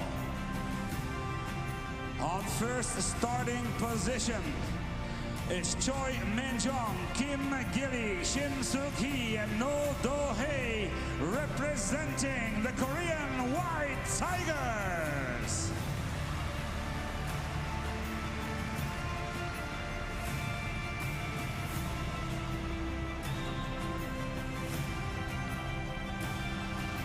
Second starting position, un gran applauso, Elisa Confortola, Gloria Ioriati, Chiara Betti, Ariana Siegel, the Italian gladiatrices.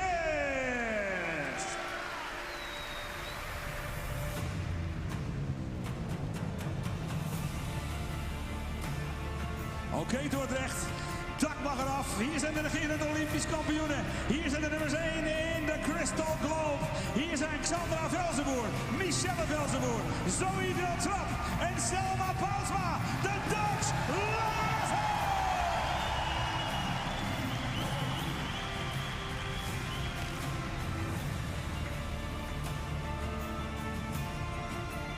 And on fourth starting position, ladies and gentlemen, it's Kristen Santos Griswold, it's Corrine Stoddard, it's Eunice Lee and Julie Latai, the United States Eagles.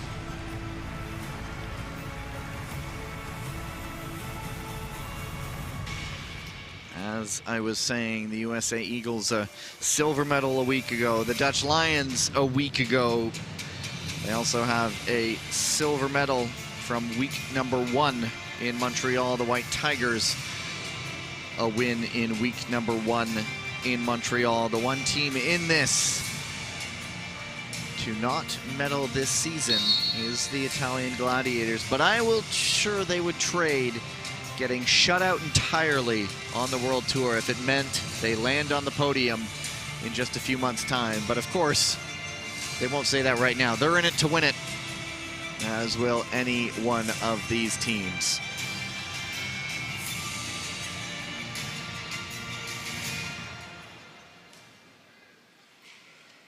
Go to the start.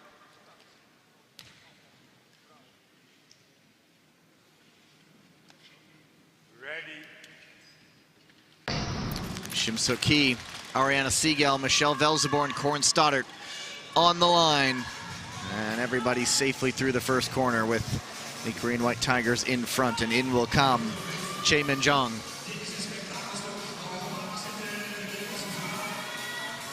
These will be the finishers: Cassandra Velzenboer, Elisa Confortola, and the notorious KSG. Eunice Lee on the ice. Cameron Lute has also been given some time out with this relay side.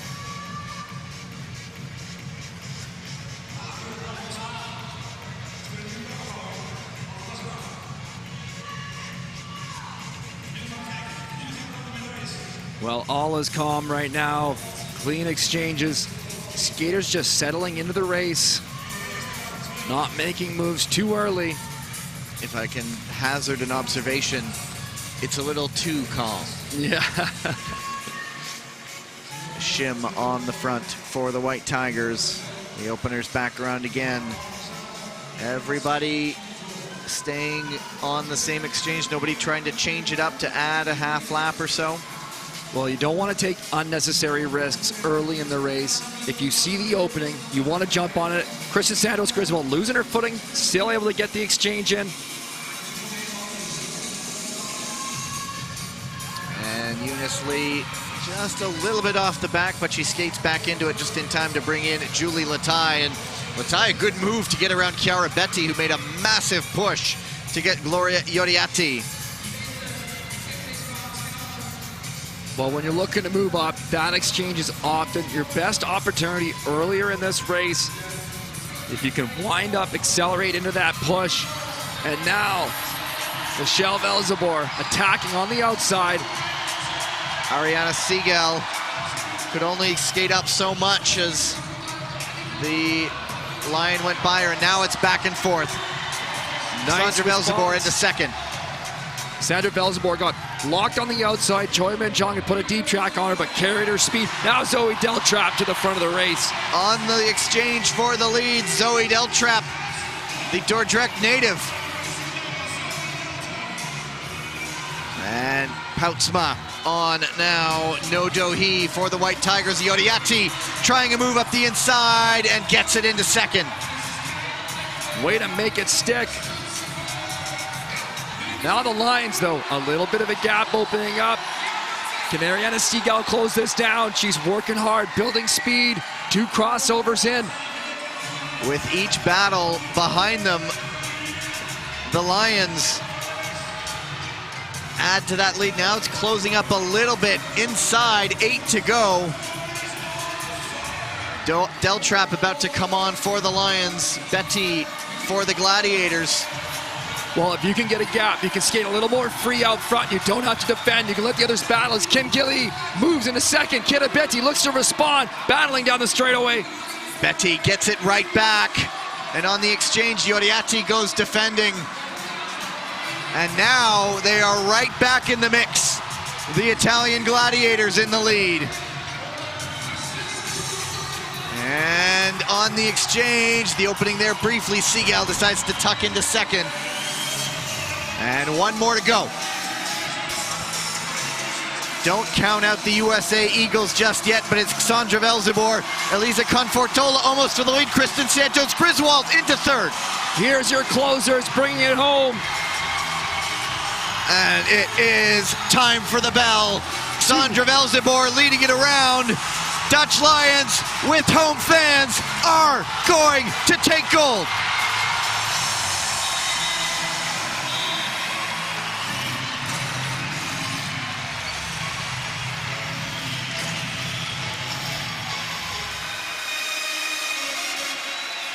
What a race, the Italian Gladiators getting up to second, their first medal of the year. Well, just tremendous execution by the Dutch Lions, delivering at home. The crowd's been waiting for this all day long. Love the celebration.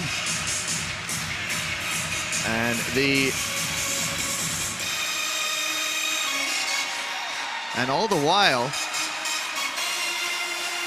wait just a minute. So the Dutch Lions and the USA Eagles, we even missed this. They got bronze. We were watching the front, but moves all over the ice. And how about this? So many stories. 2 straight gold for the Dutch Lions. 2 straight medals for the USA Eagles. A first medal of the year for the Italian Gladiators. And this women's relay is going to be a lot of fun once you toss in the Canadians and very... The celebration continues. Well, it's such a great feeling to win that race, but win it at home in front of your home crowd, in front of your family, in front of your friends. It just adds a little bit more pressure. You just want to perform all that better, and the Dutch Lions delivering there. Here's a look back on that race. the strides that have been made in this program. For so long, the Dutch have, of course, had elite long trackers, but short track at least the par of all the other best teams in the world. And when they put Sandra Velzeboer at the finish, it is a celebration we have seen many, many times before now.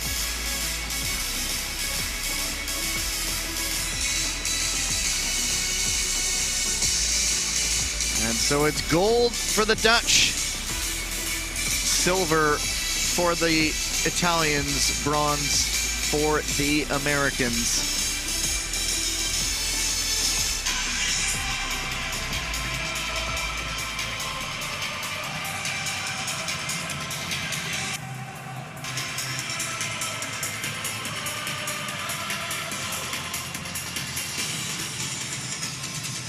And I believe they're all set up, and there are the confirmed results. Kristen Santos Griswold leaving it late to snatch a bronze medal for the U.S., and so many programs have reasons to be optimistic as we keep building and building and building. But now, time for the victory ceremony.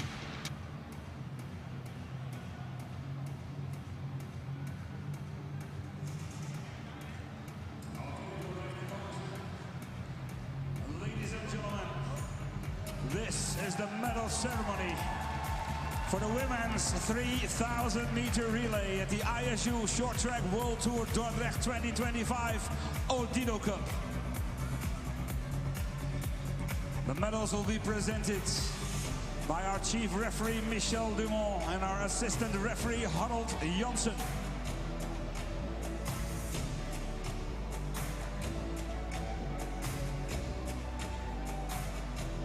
In third place and winners of the bronze medal, Eunice Lee, Julie Lataille, Cameron Luth, Kristen Santos Griswold, and Corinne Stollert, the USA Eagles.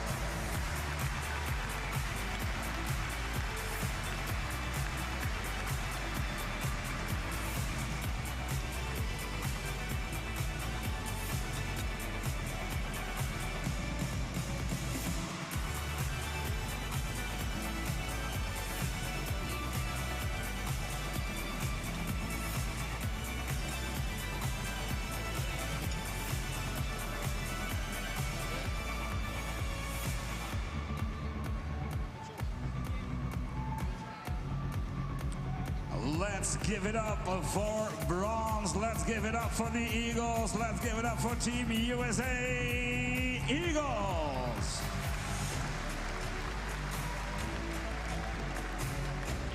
In second place and winners of the silver medal, Chiara Betti, Elisa Confortola, Ariana Fontana, Gloria Ioriati, Ariana Sigel, Martina Volcepina, the Italian gladiators, gladiatrices.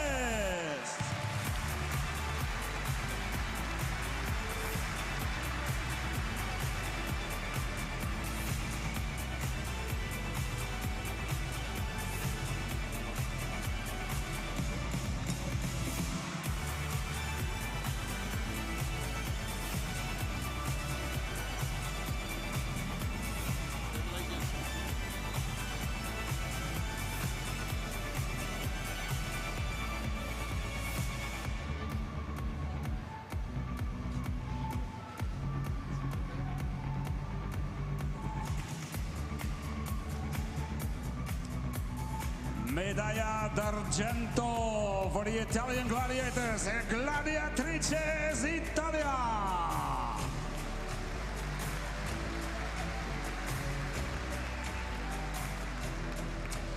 And in first place and winners of the gold medal, hier zijn ze Dordrecht. Hier is Zoe Deltrap, Selma Poutsma, Diede van Oorschot, Michelle Velzeboer, Xandra Velzeboer, de Dutch Lions!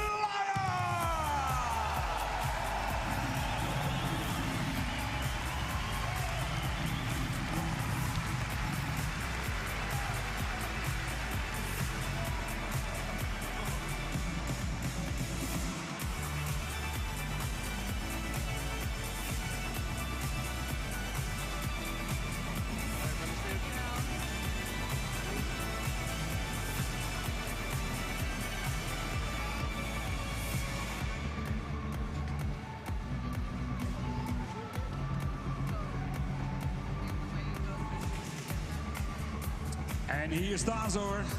Hier zijn Zoe, Selma, Diede, Michelle en Xandra, de Dutch Lionesses voor goud!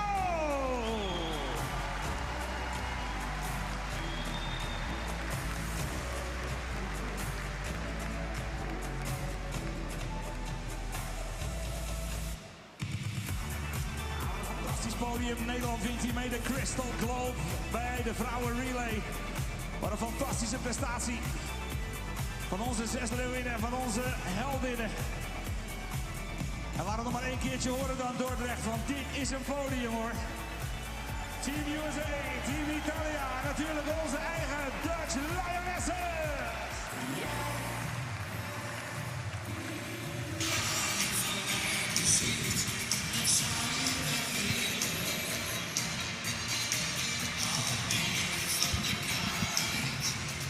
Now I've been here for a few different events, but a Dutch win on home ice, the reaction does send something through you.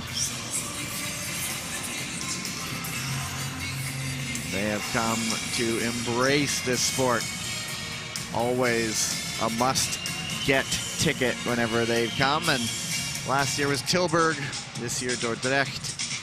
In January, Tilburg again will host the European Championships, but we will throw it down to the ice to Tyler Dara and the victorious Dutch Lions. On the ice with the Dutch Lions, Cassandra Velzenboer. You know, that was an amazing team race. What can you say about this team of yours here? Ja, we hebben gewoon echt een geweldig team. En we zijn ontzettend trots. En met iedereen hier in het publiek heeft ons gewoon echt die extra energie gegeven. Dus bedankt. Well, congratulations. What a great race. Will you throw this out for us? Yes. Thank you. Dank u wel.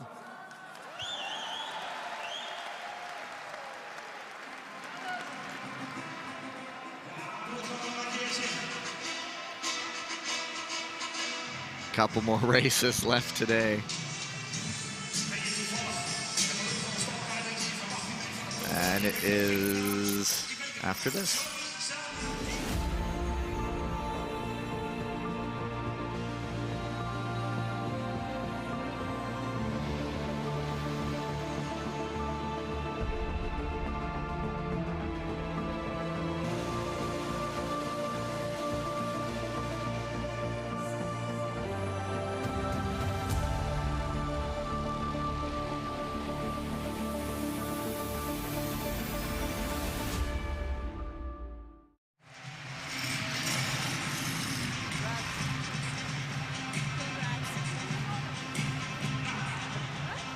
All right, 2 more races still to come. That is the last medal race of the day, and there are the relay standings. That's just for that discipline alone. The Dutch Lions with back-to-back wins leading the way over the White Tigers and Korean Ice Maples. Oh yeah, leading the way.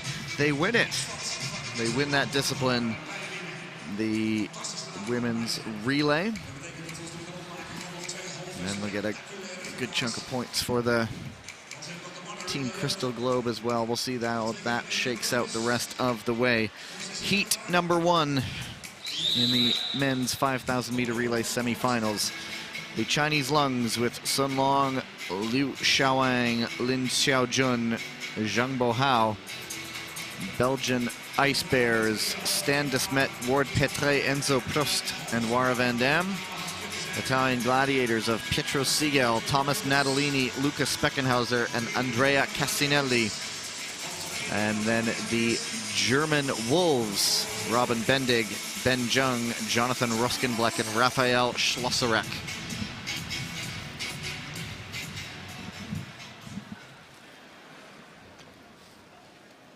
Go to the start.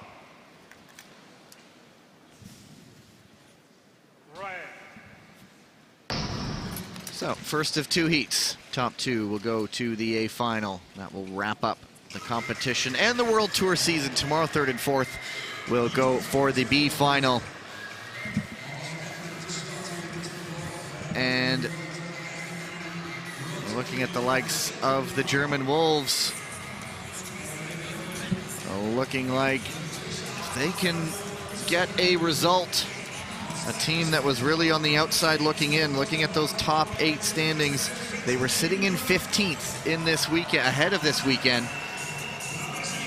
So if they already have a top 8, and anything that little bit higher would just give them a greater shot. And so that's all part of the calculation. They're in this race to win it now, though, as are the Belgian Ice Bears, who perhaps got their Olympic ticket punched when they just outreached the British Royals yesterday in the quarterfinals. Both those sides were scrapping to get in here to that top 8 secured, and it was a reach by Stan de Smet at the line to get the Belgian Ice Bears through. Tyler's back up. Your Dankjewel got a round of applause from our commentators alongside us. That was about the extent of my Dutch, so kind of sneak it in there. I heard bedankt, which also means thanks, from Cassandra. I've been, you know, considering we've been here a few times in the last few years, I figured I'd try to pick something up, and every so often I think, hey, I know that word, and then I forget and do not hear the next 6 that come after it. I was busy celebrating my one word, but well done. Wara van Dam leading the way. Robin Bendig on the front. Well, Gavin, I'm sure you've touched on the consequences that could result in the German Wolves getting through to an A final. And I think that's why they're wanting to control their lead. As we always talk about, if you're out front, you're always in a position, if somebody makes a poor move to get you advanced, it's way better to be out front in that scenario than it is to be falling behind and trying to make those moves, be the person controlling the race and defending. For sure, and if they, as you just noted, if they do get a bump or something at this stage, they're in the front, and that would mean advancement to an A final if they're the victim of some sort of misfortune. But so for now, they're on the front, but we know as the longer this goes, there will come a time when the Lungs and the Gladiators will try to really turn the screws. And it's Lucas Speckenhauser going around the outside. And he will bring in Thomas Natalini. Well, just a nice, quick, well-executed outside pass. What you always want to see when you're doing the relay, you have to make it quick. You're going to be coming out for an exchange very quickly. You're only on the ice for a lap and a half. It is, these are the finishers. It is Lin Xiaojun getting up into second ahead of Ben Jung. There's Stan de Smet at the back. If it comes down to a close finish and someone's reaching over someone else, usually you want Stan de Smet in there. He would be your pick. And now they make a move. Get up into third. Everybody did get through okay. There was some bumping in there, but that's all right. Well, good job by the skaters of rearranging themselves, going into that corner, coming out for the exchange. It's so challenging when there's a pass happening on the exchange turn that you resequence, and we saw a bit of a mix-up in other relays of that not getting sorted and the chaos that ensues from it. Natalini, Sun Long on the front. There's Ward Petre, and he brings in Stan de Smet. And now the German Wolves getting a little bit stretched as de Smet goes into second behind Pietro Siegel. I like the way that Stan de Smet makes those moves. What he kind of does sometimes is he starts to actually stand up so he can squeeze a little bit more into that spot before he hits the turn and then comes back down. But you just get a little more narrow in that position. Oh, Prost losing his footing.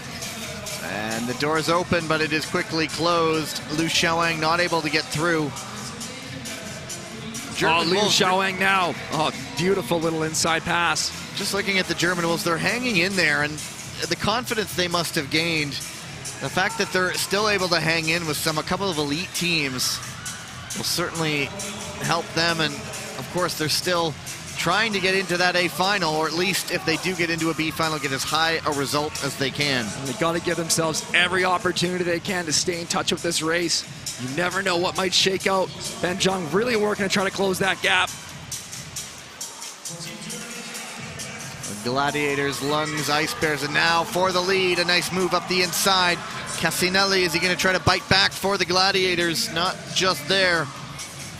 But Zhang Bohao gives way to Liu Xiaowang.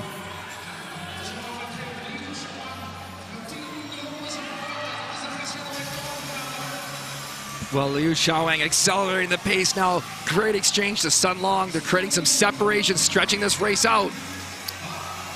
Now the Germans' valiant effort looks like it is seeing them drift off the back as it really gets stretched now. Now the power is being pushed into the ice. Lin Xiaojun, Pietro Siegel. The sides who you would on paper expect to go. 6 laps to go. The final stretches of this race. Don't count out the Ice Bears. If it's close, near the end, De Smet, as we know, has that kick. 4.5 to go. Liu Xiaowang, 2 crossovers in, attacking this corner.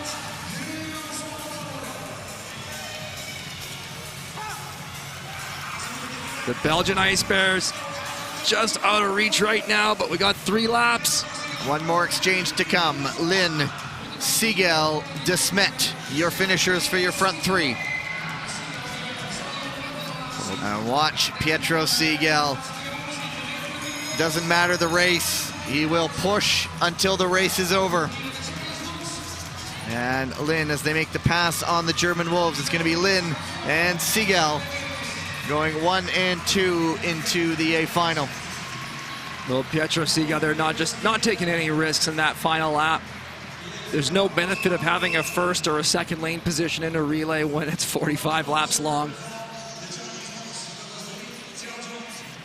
Just looking at that women's relay final, just seeing how many teams could jump up and get a result on the day. And Olympics are different because there are other events, there are other sports, and there is that feeling of when you see someone on from your country in another sport getting a result, that does build within the team. And so it's almost, it could be in a race of vibes, essentially, who's got that spring in their step coming in. And when it's such a deep event, especially that women's relay, is just going to be a lot of fun when they go at it in a couple of months. Something interesting about short track at the Olympics is there's a much more time between events. The schedule's not so condensed like it is here on a World Tour weekend. The athletes get more rest time. They get days in between events. They're a lot more rested for each round. It really changes the dynamic. Some skaters may benefit from more rest. They're fresher. Other skaters can handle the workload a little better, and it plays to their advantage in a World Tour weekend. But that kind of gets eliminated. So it does a little bit change the element of racing and the skaters' composition, how they're feeling over the games. Tyler and I will be enjoying those games as spectators, just like you, watching from home. Commentary reserved for family and friends. Sorry, folks. Our family and friends will have to deal with that. I'll have my popcorn bucket ready. Oh yeah, we get to have snacks. Well, that'll be fun. Heat number 2, Dutch Lions, Hungarian Falcons, Canadian Ice Maples, Japanese Ninjas.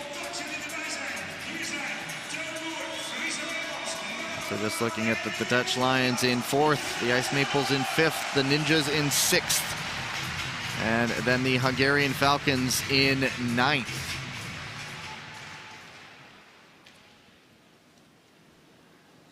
Go to the start. Red. So with the USA Eagles, who were in 8th coming in, not getting out of the quarterfinals, opportunity knocks for the Hungarian Falcons to perhaps get a big result to knock them in, jump them into the top 8. I'm just reading through who's on. Jens van het Wout, Thunborg, Friso Emons, Melle van het Wout. Hungary, the Falcons have Peter Jasapati, Wonjun Moon, Benson Nogradi, and Daniel Tiborts. The Ice Maples, Dandjinou, Dubois, Jordan Pierre-Gilles, and Felix Roussel. The Japanese Ninjas, Miyata Shogo, Hayashi Kosei, Watanabe Keita, and Yoshinaga Kazuki.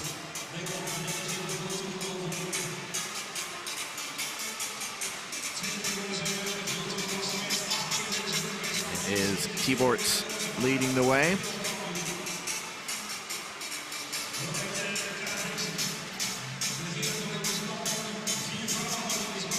I saw the emotion from Roussel earlier on, winning the medal in the 1500. Sort of rechecking himself. One of the men covering this for the ISU spoke with Hussel, and Hussel Bennett Wout going on the attack here. The crowd responding. It's Bennett out on the front, but just talking about Hussel for a bit, he feels like he's delivering on his hard work and his potential. He's felt like there's been a confidence hit in the last year.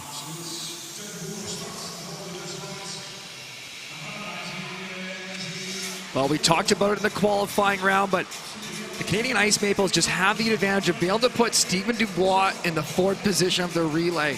A lot of the times that's your 3rd or 4th best skater within your team, but the Ice Maples can put Dubois out there to really create some separation when the race gets quick before finishing with Felix Roussel and William Dandjinou. So it's such a tough matchup to go against when you hit those final laps. And again, we talked about if you just get some separation in the final stages of the race, you can skate a little more free. You don't have to be so defensive. You can go on more of a speed track, and it really comes to your advantage. There is Dandjinou and Jens van 't Vout. And now it's Melle van 't Vout. The Dutch selections will come after their national championships in January.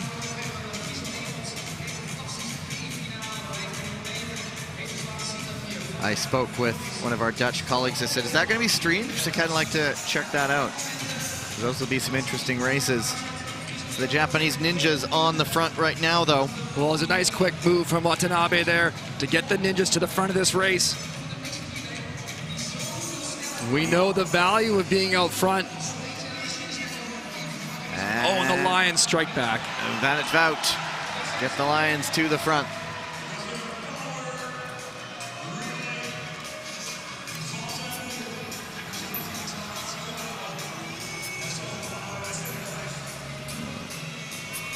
Top 2 in this heat will join the Chinese Lungs and Italian Gladiators, and it's Hayashi Kosei leading the way. Pierre Gilles on the exchange. The Canadian Ice Maples were going for it, but the door wasn't open.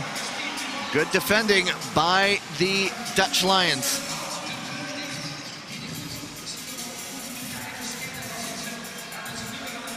Yoshinaga Kazuki for the Japanese Ninjas.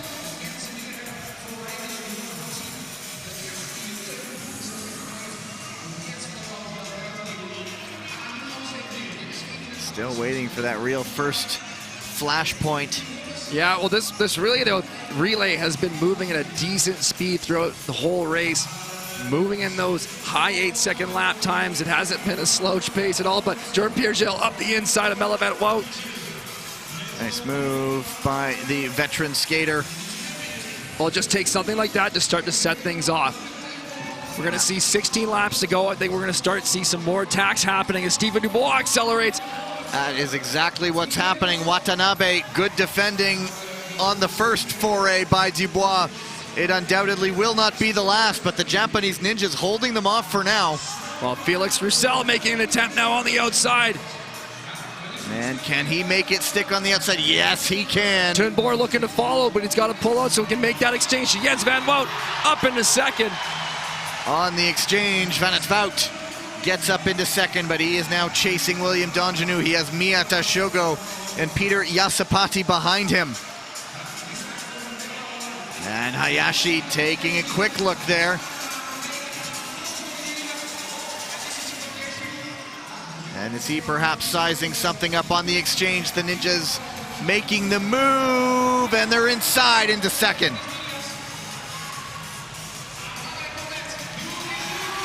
Friso Emens responding. Back and forth. The Ice Maples allowed to build up a bit of a gap now. Yeah, when you're out front like the Ice Maples are there and you're staying free of that, it costs you less energy. You're not having to be so defensive like I said. But now Jens van 't Vout jumping up the inside. And he takes the lead. And Miyata also closing the gap now. It's a 3-horse race. Oh, 2 down. We got to get a tag up. Who gets it first? Pierre Gilles is up. He's still waiting for the tag up. The Ninjas get it, and they get an exchange in. But The Canadian Ice Maples only got the tag. But now we got the Falcons in second behind the Dutch Lions. This could be absolutely massive for the relay standings. Oh, how huge could this be? The Hungarian Falcons, they just saw heartbreak for the women's side. And the men's team with a chance of their own here. One more exchange coming. It's Jens van het Wout. It is Wonjun Moon for the Hungarian Falcons. The Falcons just gotta keep it clean here with 1 lap to go. It's a victory lap for the Dutch Lions. And keep an eye on the Hungarian Falcons. They might celebrate. A muted one, but they know that is huge for them. They're pointing at each other. The coaches are high-fiving off the ice for the Falcons. Wonder if someone's quick. Who's got the calculator? Well, they're sitting in 9th. That's going to be massive points for them. And so if, presuming they do get through, it's a top 4 for them. Well then. Well, the Dutch Lions, men here following suit with their women's team, winning this relay. Now they're going to look to close it in the finals. Well, let's hear it. This is Jordan Pierre-Gilles, catches the left toe. And it took out Hayashi. I don't know if there's contact before that. Let's see. Nope. Just towed in. And Hayashi Kosei just unexpectedly caught up in that fall of Jordan Pierre-Gilles. But kudos to the steward there, in between the two going into the mats.